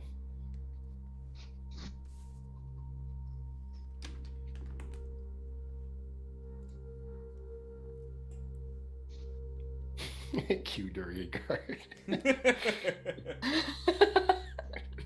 Oh, I love it.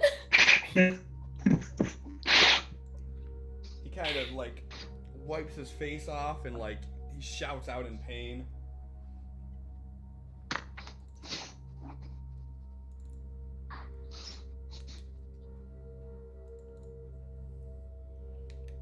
And he returns the blow on you. You block the first one, and he hits you with a sword strike right in the face as well. Should I? Should I? You know what? Yeah, he's going to. In response, he's going to use Hellish Rebuke on this guy. Okay.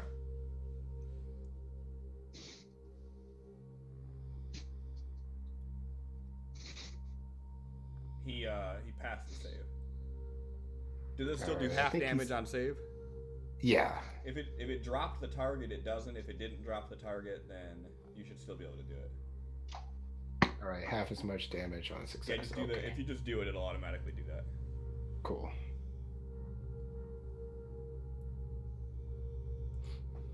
All right, it's your Jackal's turn. Alright. I can actually pull that up.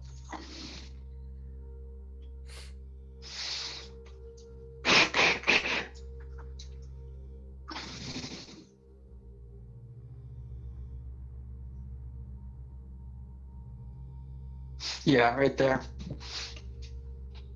And he is going to action for Vivian. He's gonna do what for Divian? He's gonna take help action. Can you hear me? Yeah, I'm trying to see. Can you hear me? He's gonna do the what action? We're getting there. Held action, I think he said. I want to be a real boy. What is? I don't even know what the help action is. Doesn't he just react like he would react? Like he can fight or something?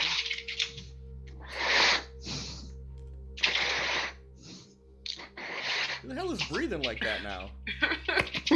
Mr. Robot. He's typing so furiously, he's breathing all creepy and shit. He's getting exhausted. Okay, get it advantage on his turn. That's We love you, Spin. Ukto, your turn. Oh my gosh. Oh gosh. Goodness, I don't even know what to do. Gosh dang it. I'll just Arctic pull on my PC. Get out of here. Is that the truth though? Oh gosh, I don't even know what to do. I don't wanna.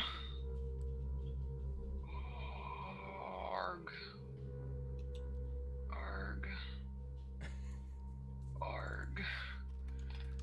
Oh goodness. Like Ukto's actually What do you guys do saying. to Ukto? Yeah, no, she's just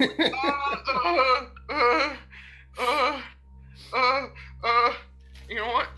Do I have that prepared today? I probably don't, because I'm a dang dingle and I don't prepare my spells like I should. Dang dingle. Nope. Don't be a dang dingle. I am a dang dingle. Oh gosh. Oh my goodness.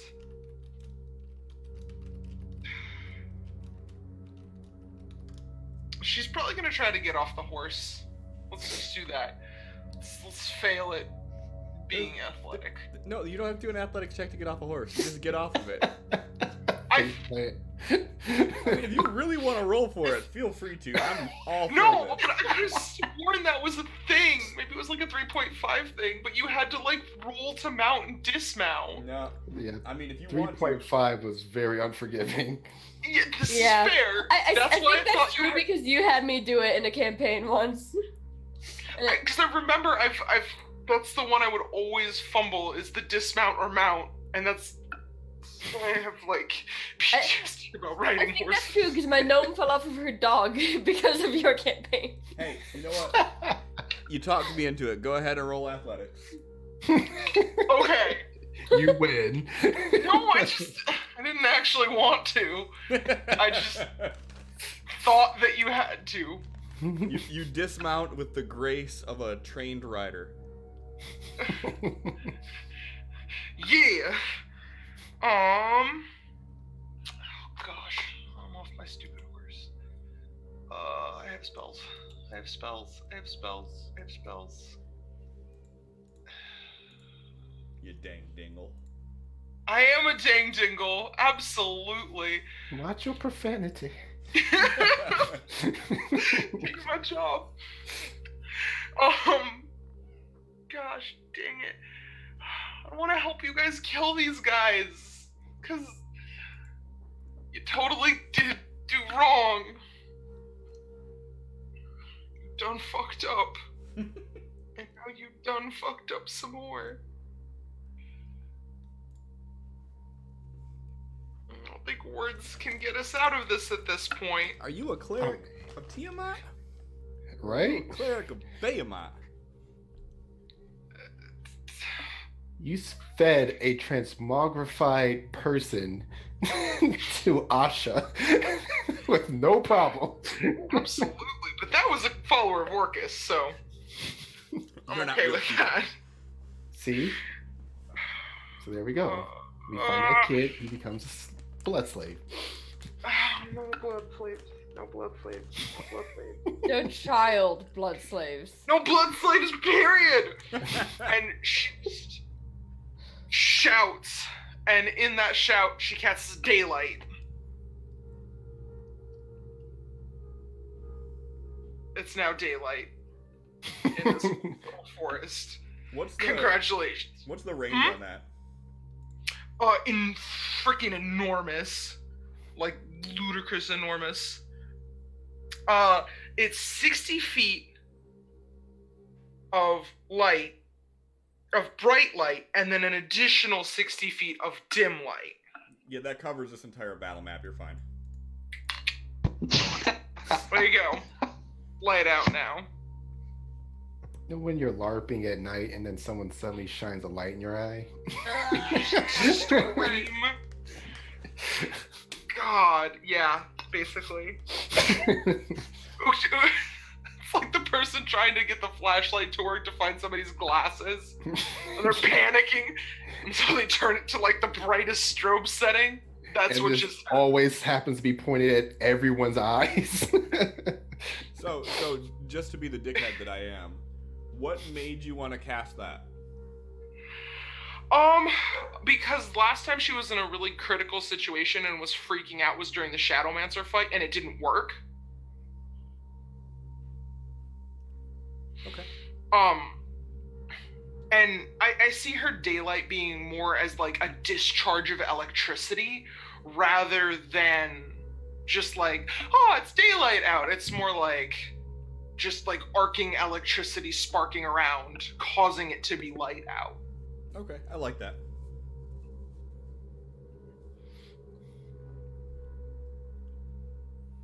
That's my turn. Okay. What's Asha doing? She's just like walking behind Ukto like she's ready to defend her in case anyone approaches her.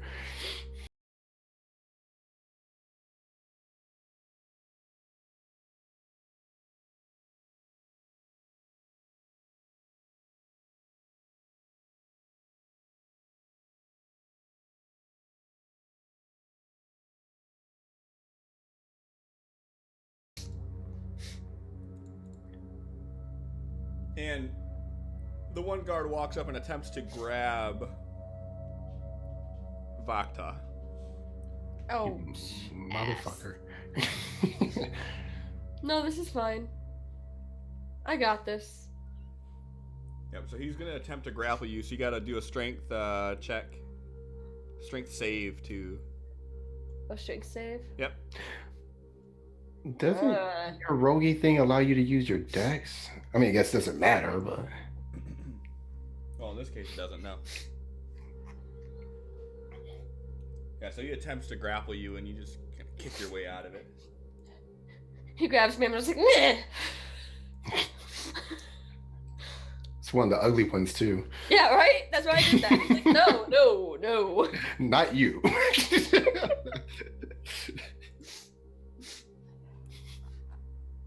And Can the we other roll one's to hurt trying to his slash feeling? at Devian. Your turn, Vakta. Cool. So because Vardrak's right behind him and still in melee, I get advantage because of sneak attack. I didn't fucking target On him. what? What am I doing? I One. don't know what I did there. Like, I didn't even roll my fucking, like, weapon. I Yeah, I have no idea what you did there. Just roll some dice. Roll a fucking d20. She's like, ah, look at that, 15. Dropped a 1. So as you dead? I've been fighting a Boom. migraine for like 5 hours now. I'm surprised I've made it this long. Me too, if you're Cool. rolling like that. You want me to reroll? Well, yeah, you didn't target him. Yeah, cool. Hold on, I gotta hit advantage again because, you know, I'll I don't forget. even know what you did. I don't even know. That's okay. Alright, cool. Make sure on your modifier you do 1, like the number 1.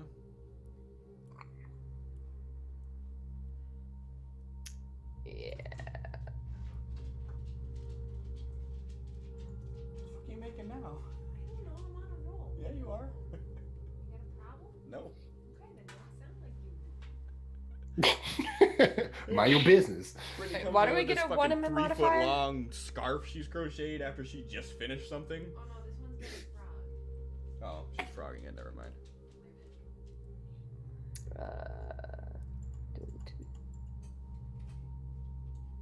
And why was I gonna put a 1 as my modifier? I missed that. Like, Because Fantasy Ground College rolled on the Table of Fate, and you now do an additional 1 bludgeoning damage on all melee attacks. cool.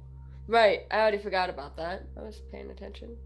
Thanks again, Fantasy Grounds College. That's awesome. That one And- damage could be the difference between a 1-hit K or not. Nah. Yeah, so he comes to try to pick you up. You just kick away and just slash at him. You might have actually improved how he looks. Yeah, that nose is a little big. Let's fix that. This guy needs to start rolling a constitution save for his feelings. 6 dig scars. It's fine. Divian, it is your turn. Affirmative. 1 1 0 1 0 1 0.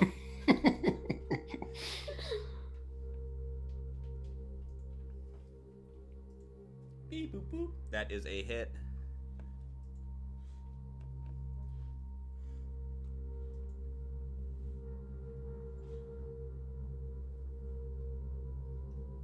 It's really eerie just listening to the background hum and Sin not saying anything. Yeah. Just staring at his I computer think like a if I fucking talk, I don't know if sociopath. it's gonna work or not. Nope. It did not work. It's great because we can hear you laughing That creepy and then label just laugh. like Accurate. and then laughter.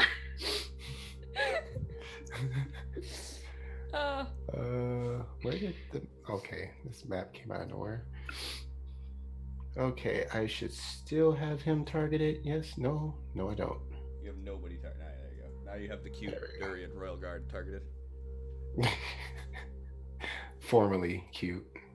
Still cute. I mean, Now he's ruggishly handsome. no. I'll venture to say only a mother could love at this point. Not at all. The wenches see him and like he is a man that's done shit. You're just fueling the fire, aren't you? You still Alright. feel slightly inferior to his good looks. No, not at all. Oh yeah, you do. You don't want to admit it on the surface, but you do. Taking another swing. You don't have to do this at disadvantage anymore either. She lit the area up. Oh, cool. Well, what did I drop here? 19. Oh, darn. I know. I'll wait for you to hit a 20. I know. It's gonna be so good. Okay, so we will do. Okay, I took the 1 point from that. We're gonna do Yeah. Divine Smite. We'll just do a regular Divine Smite. We'll see if he's still standing after this first hit. Yep. My dog's barking in her sleep again, but like, you know, a little quiet and just. Okay. He and that- you hit him that time and he's staggering, just blood, like the blood was pouring off of his face, and you just see it, like, even as your like blade makes a follow through, like you're seeing it like follow the motion of the blade. Nice.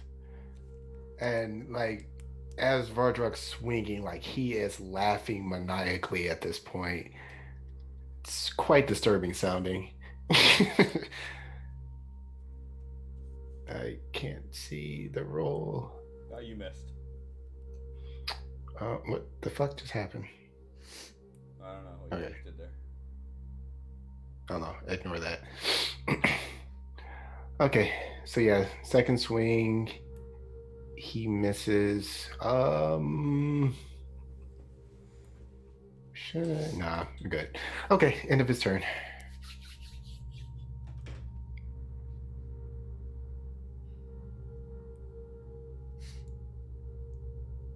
He should be feared, by the way. Well, yeah, until you hit him. He's not feared after you hit him. No, he's got to make a save. Every time? Yeah, it's charm that if he gets hit, is broken immediately. Charm, sleep, and a few others, like if they get hit, is broken. But fear, they have to make the will save. Alright, well then.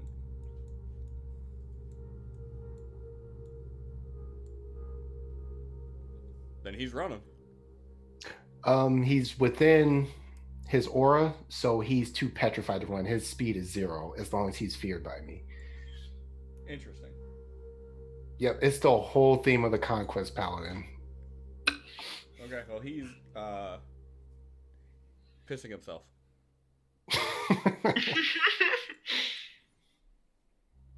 What is your jackal doing?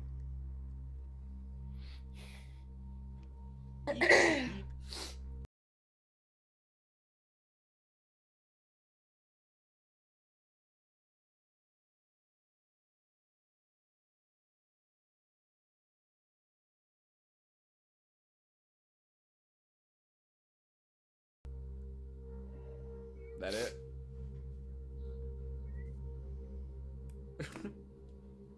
Alright. Ukto, your turn.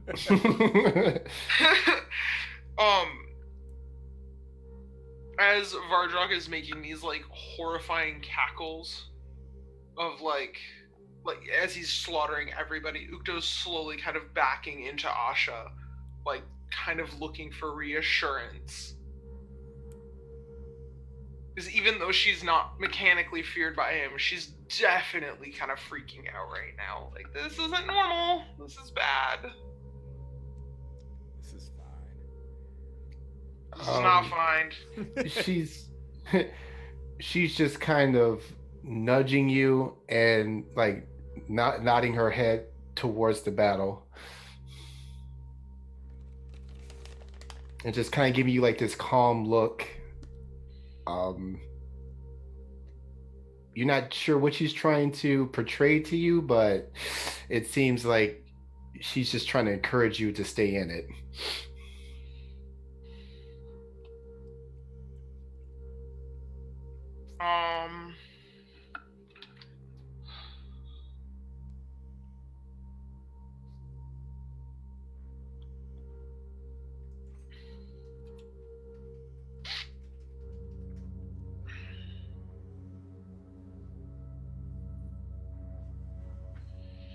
She kind of nods at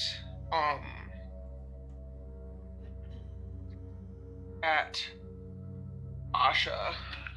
Now I'm gonna try to cast a spell. Let's see if I can manage this. Oh crap. Is that what I was supposed to do? I don't know how to do this. There we go. There you go. Maybe. I clicked the button. I did it right.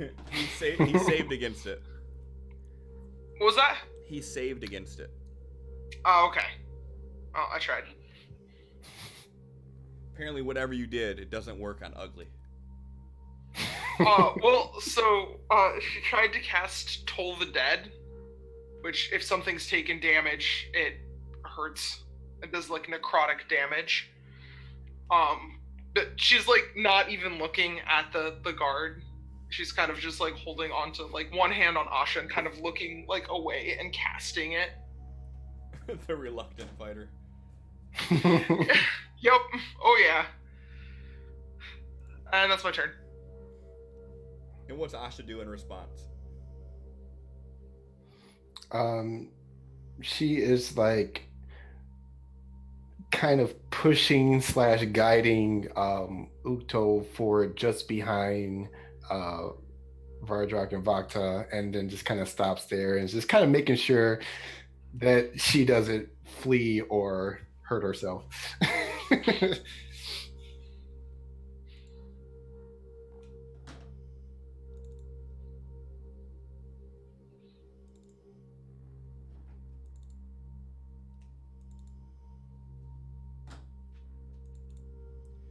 So this guard slashes at Vakta and she dodges it, and as she dodges, he bashes forward with the shield and just knocks her flat on her ass. Just boom. Rude. That's for calling me Uggy. You wrong.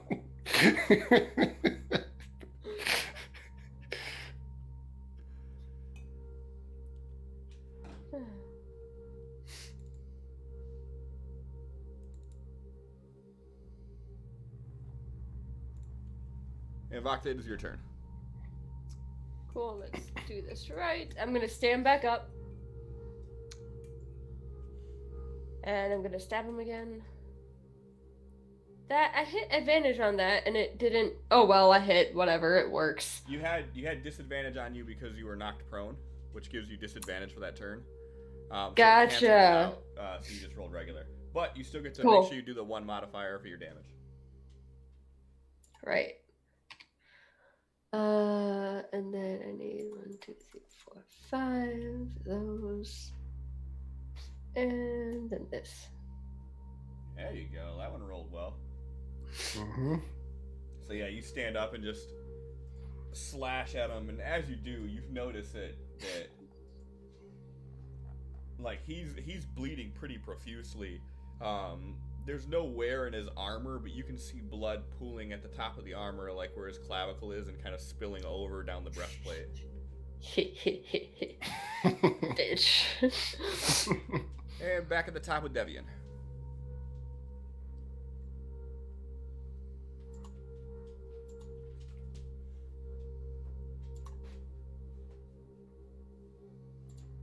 Oh, he's breaking out the Plenty Your Warrior. Ooh. Oh, dang.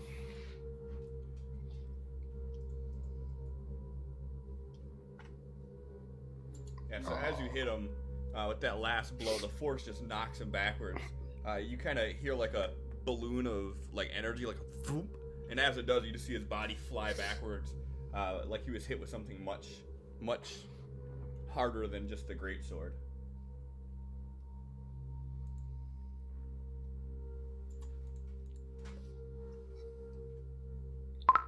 Okay. So he kills that one. So Deviant's got that one under control. So Vardrak's gonna turn and look at this guy. Vardrak nods in understanding to Deviant, and then he turns and he's gonna take a swing at this guy. But we are going to add some shit here.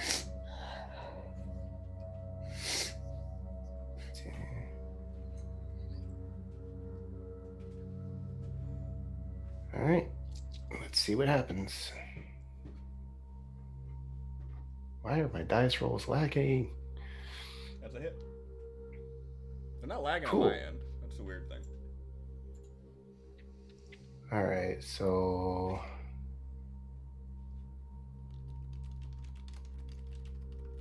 We cast that. He fails, so he is feared. So he is frightened. Cool. Hold on, you just attack him first? Huh? You attacked him and then you did that? He's using Wrathful Smite, so as long as I connect with the hit, then the effect goes off. Okay. And we'll do a... Nah, he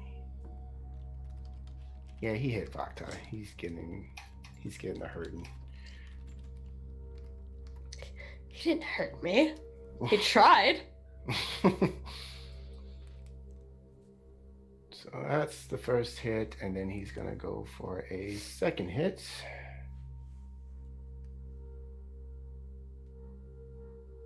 All right, and let's do a...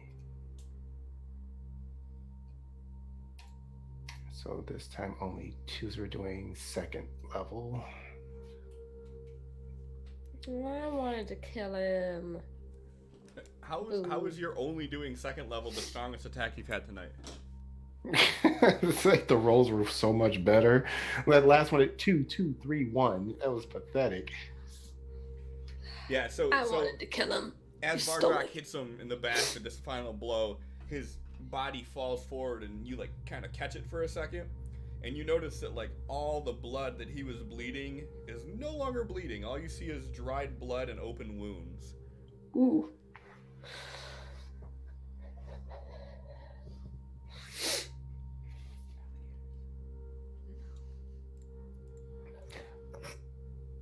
And he is done. Question though, Cliff. Sure. Since he's gone from just doing like a little cut on Divian and one on the elf, and now he is just like going blood frenzy crazy here. Like, does that feeling that he's getting every time, like, as it increases, does it feel like that there is like a amount that is being filled up? It never As feels he- like it's satiated. Right. You're almost like a junkie getting high. Like, the more you do it, the more you want it. Oh. So can he tell that if he could go a little bit longer after this fight without having to feed again, without taking penalty, Give me an just from insight him check. being, huh? Give me an insight check. Okay.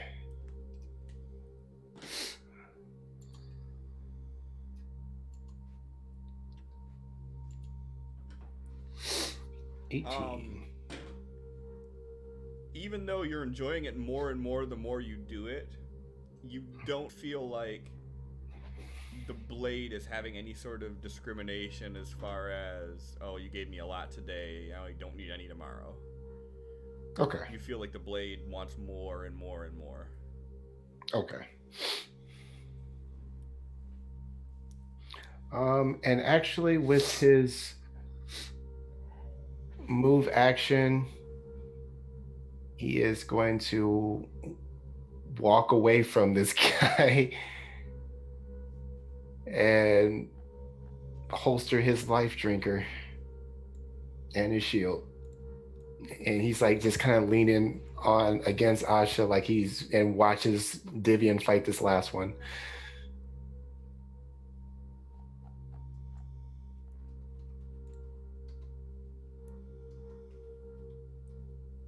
At least someone can roll a crit. Do the mad damage that your jackal does. Go, Puppo, go! That was a crit.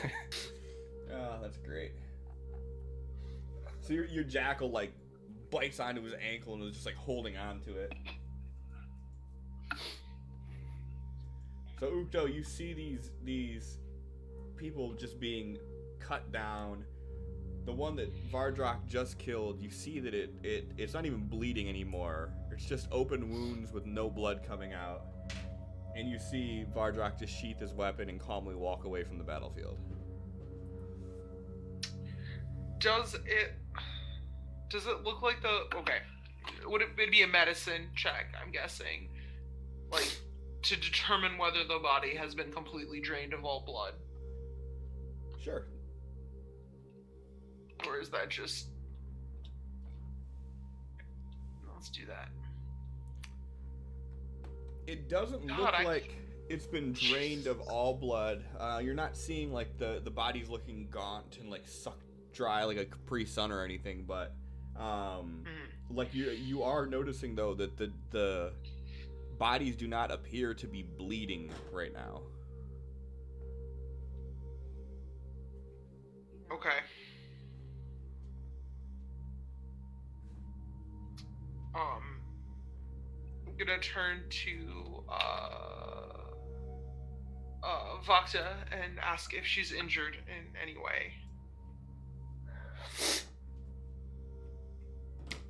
Not terribly. Do you want me to take a look at it, or just wait for everything to be settled so it can be story time? Wait, it's just a bruise.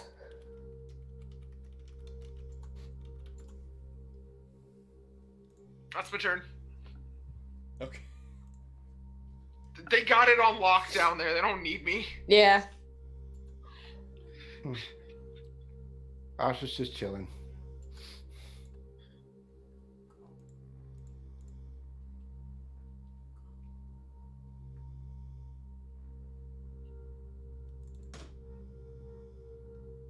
Hey, 17's a hit.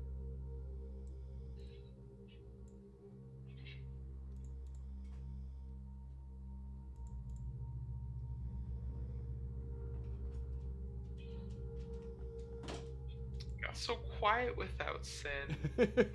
Yeah, right? I don't like this. Fix your thing, Sin. Right, fix your shit. It's my lightning. Wally. Bando, thanks for the lurk, buddy.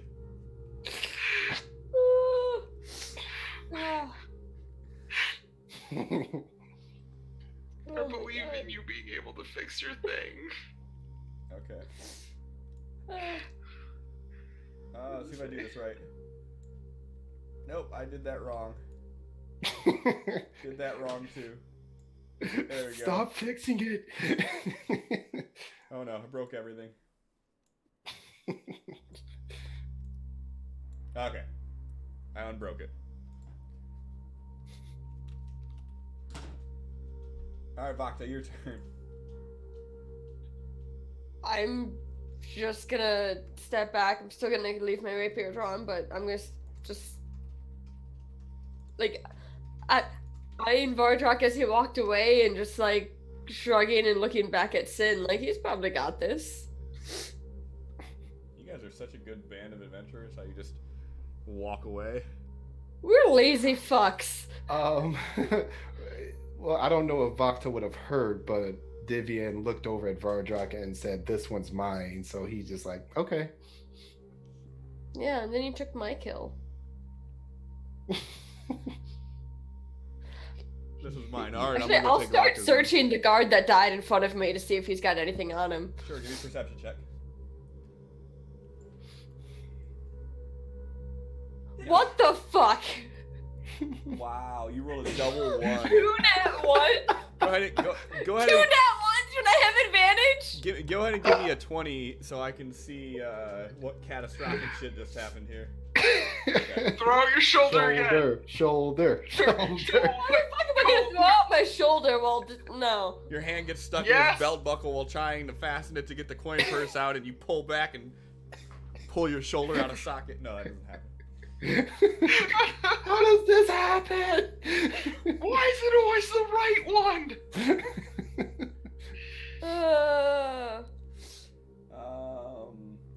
And Divian missed with both attacks. Alright, Vardrak. Vardrak's got rations from out of his bag, and he's feeding Asha.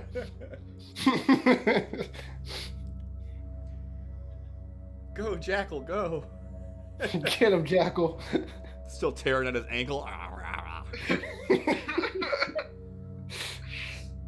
Help action. Oh, so you can actually get advantage and do something? Ukto. Rude. Right?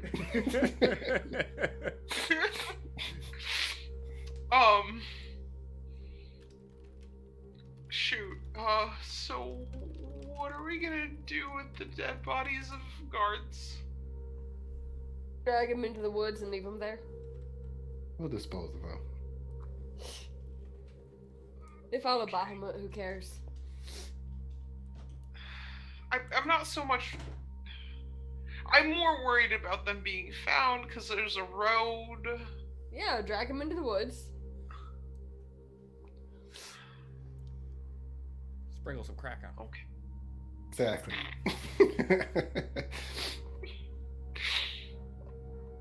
Okay. I have no action to take. I'm just chatting with people. Not casting anything. Not helping with the Do you have situation. anything to give poor Divian advantage on rolls, maybe? Oh shit, yes I do! Whatever, it's fine. He's got his jackal. We're over here having a tea party. Like, oh yeah, I do have a thing. Is Vakta still standing there on guard? I tried to search the garden, I fucking just failed so hard. Yeah, There's you another did. guard. But you know, you still have another action you can do now. Like pull out your bow and end this poor guy's life. No, Divian's got it. This guard doesn't have a blemish on him. Oh my god. The most that you see is that his pants are a little torn where the jackal bit him on the ankle. Hey, Devian said he got this. Okay.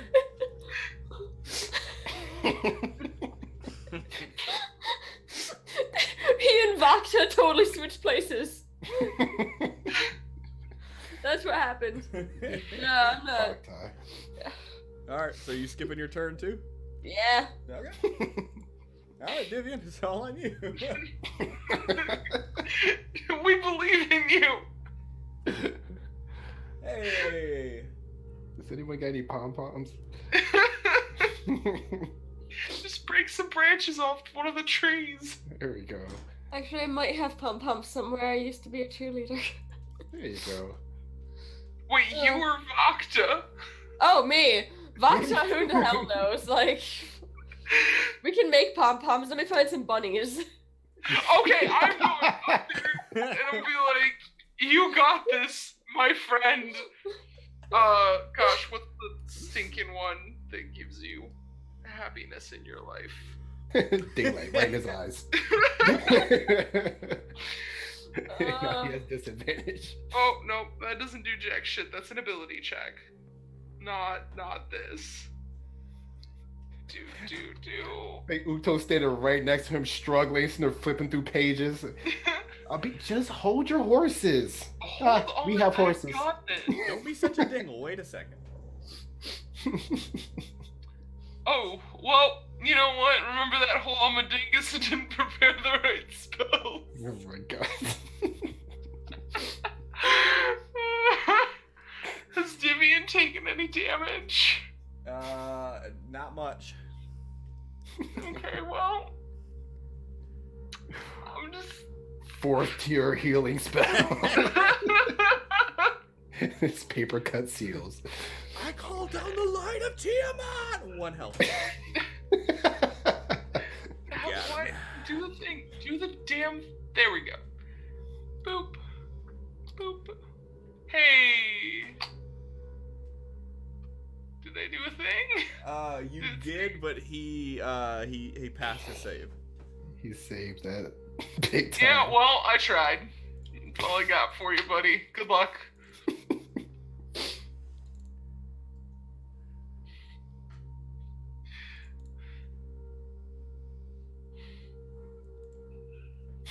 This is the worst fight. Vakta, you still sitting there watching this fucking struggle happen? It's like, I'll pull out my fucking bow. Why the hell not? Here's my... Alright. Bacta was sitting with her arms folded, like tapping her fingers impatiently. Come on, Devian, let's go.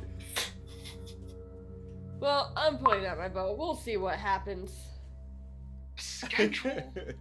CQX Gaming said, I told you never kill the cute one first. It still has me as prone, by the way. Oh yeah, threw her at disadvantage. So you should probably stand up then. I did stand up! You laid back down waiting for this fight to be over. Probably.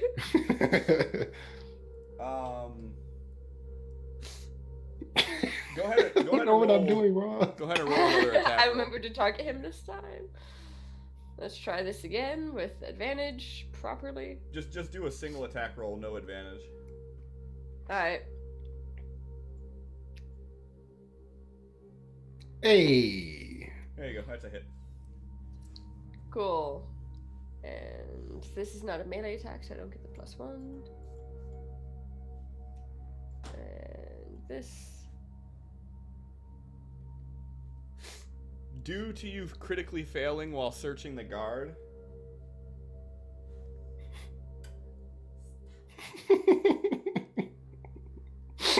that arrow hits Vivian in the back.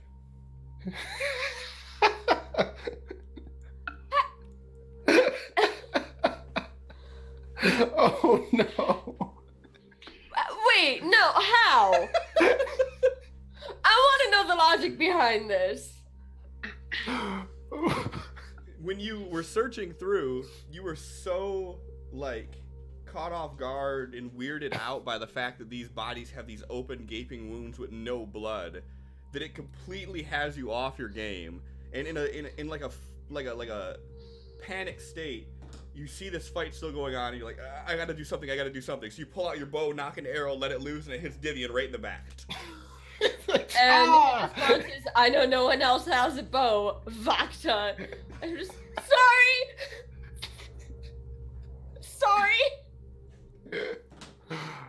Oh my god. We're back to the top, Divian.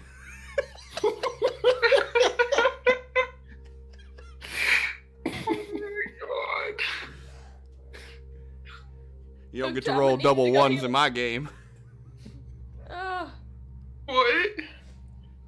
So you don't get to roll double ones in my game. Melissa said something, or started to say something. Don't worry about it. I'm gonna worry about it. I'm gonna need you to heal him for me. Like I right goofed. now? Like right now? Not right now. Or... Not Like unless he right dies.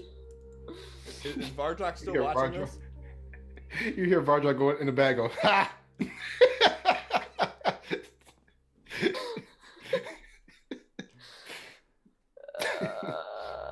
Is this guard just like on autopilot? Or like They're just having a slap fight. they're just so into it? We see Don't this worry, guard. David. If you start losing, I'll step in. This guard's not the smartest of people, and like Not the prettiest either. his fight or flight is kicked in, and seeing his two, friends being slain, he just has this fury of just like, I'm gonna kill or be killed. Okay. So it is kind of like autopilot. He is just like determined Okay. to kill.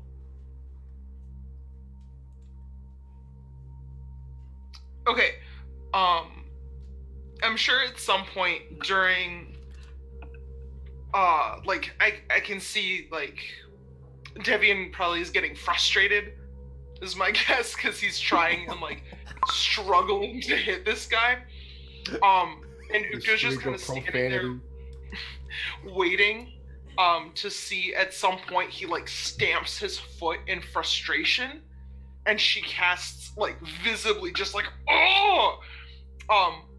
waiting for that moment, and she casts thaumaturgy, and like from where Devian's foot impacts into the ground, like there are just like violent tremors, and like the ground kind of flakes apart a little bit.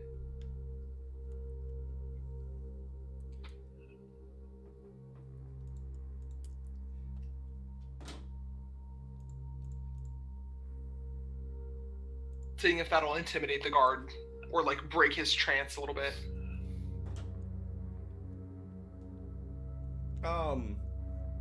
It kind of throws him off for a second, but he steals his nerves and he just keeps swinging.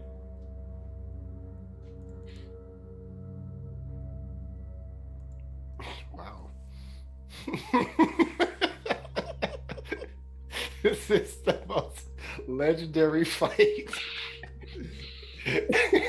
I'm like I mean, three guards. this This should be like a dislocated my 2-3 shoulder round. twice in the same fight. That was the best fight. No. I'm like, this should only be like 2 or 3 rounds. You guys got this. It's only 3 guards.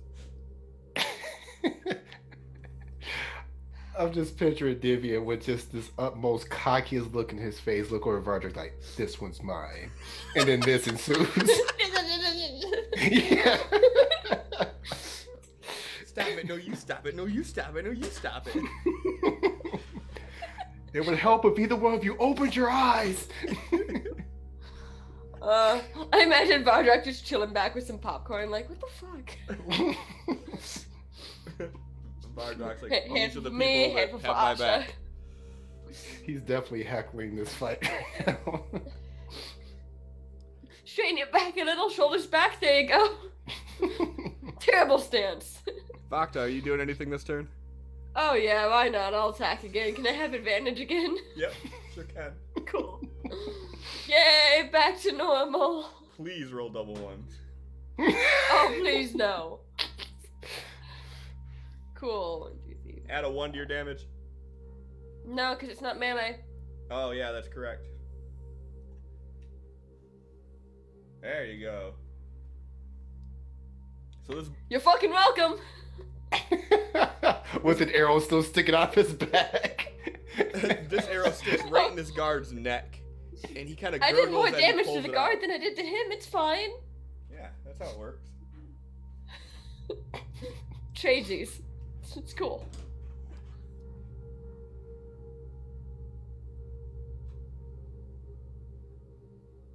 God damn it. So just out of curiosity, do you only get advantage on the first attack when he does the help action? Okay. Vardrak's gonna ray in action to cast a spell if this guy starts trying to run. I think he should just ready in action to cast a spell. Yeah, I think so too. Is the jackal just doing the help action again? Yeah, we're in round 7. Against 3 CR5 fucking guards. This is a 5th level fight. Just as a thing, this fight has gone longer than the Shadowmancer fight. No, that's not true. Huh? That's not true. No? In terms of rounds. Rounds. In terms yeah. of rounds. Time though, no. Time wise, the Shadowmancer fight was much longer. Yeah, but in terms of rounds, though, this one's longer. Pretty sure. Just keeping Yeah. track of the rounds for my my mirror image. I think. I don't have an action. Whoever's next. Okay. Pass. My most effective heal is out of combat, so I'm not gonna cast it. Unless he takes another hit, then I'll go heal him. Alright, back.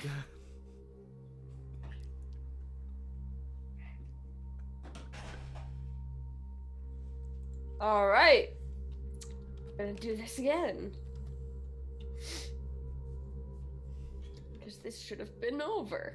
Oh, Ooh. This is gonna. double 20s. Alright, so. Oh, go. Roll me. You know, don't even roll anything. Tell me what happens here. Jesus. Actually, no. Roll the damage because I want to see this ridiculous number with all. Yeah, I have to see Yeah, this. yeah. 5. I want to see the number 2. Oh my god. God. Yeah. Yeah. So, put it this way: that one hit you did there was more than half of his total health. God. I say that for two reasons. One, this took 7 rounds. Two, explain what happened. So I want to see what does Vakta do happen? Vakta's just fed up with watching this little slap fight, and she didn't hear Davian say it was his kill anyway. So she just kind of like steadies her bow, takes a deep breath, pulls back, and shoots this guy straight through his eye. Just like knocks him back. Just no, this is over. This is done. Yeah, and after you shoot him in the throat with that last one, and you see this guy bleeding like a normal person should be bleeding, it kind of gets you out of that little funk that you were in of seeing those bodies that weren't bleeding at all but deeply wounded, and then kind of shake it off a little bit and to steady your aim, and right through the eye. And it snaps him backwards a little bit, and it actually pins him against a tree from the head. And his body's kind of dangling there, but his head's still holding him up.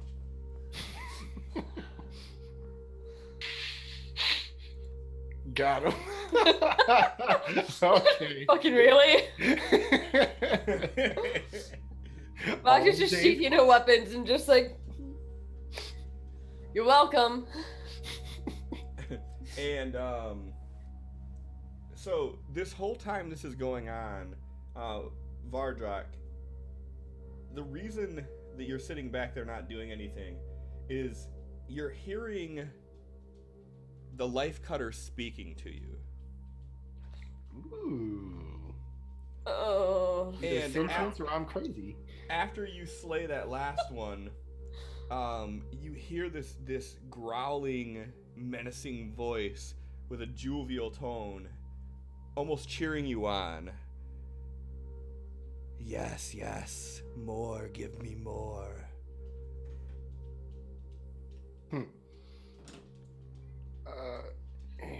He looks at Asha for any confirmation that she heard anything, and I'm going to assume she did not. Nope. And he goes, he kind of like looks over his shoulder, goes, stick with me and you'll have more than you have ever had in your life before me. And it just chuckles. That is a feat I would love to see. And like as you're talking to it, like that feeling you get when it's satiating the blood, as you're exchanging dialogue with it, you're feeling that feeling of euphoria as you're talking to it. And that's where we'll end it at for the night. Yay. We're heroes. We're the good guys. All you bad guys beware. Exactly. We're gonna bring justice your way. Yeah, bad guys beware, because we're good. Exactly. So good. We're the heroes. So, Right, Alex? I was a little overeager to kill the guards. So thanks to everybody that popped in here tonight. I appreciate it.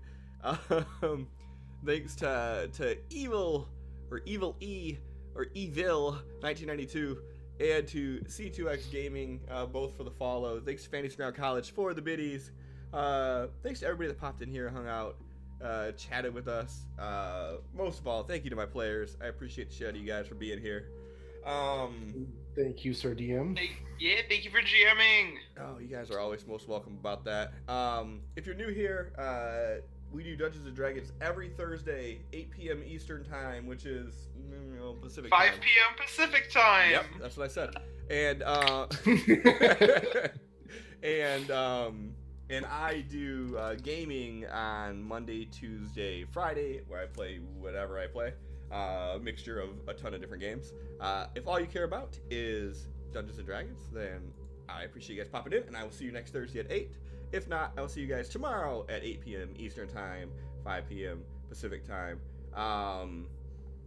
And yeah, so we're gonna go ahead and rate out. I think it's almost like a customary thing here that we rate out on FaZe the Gamer.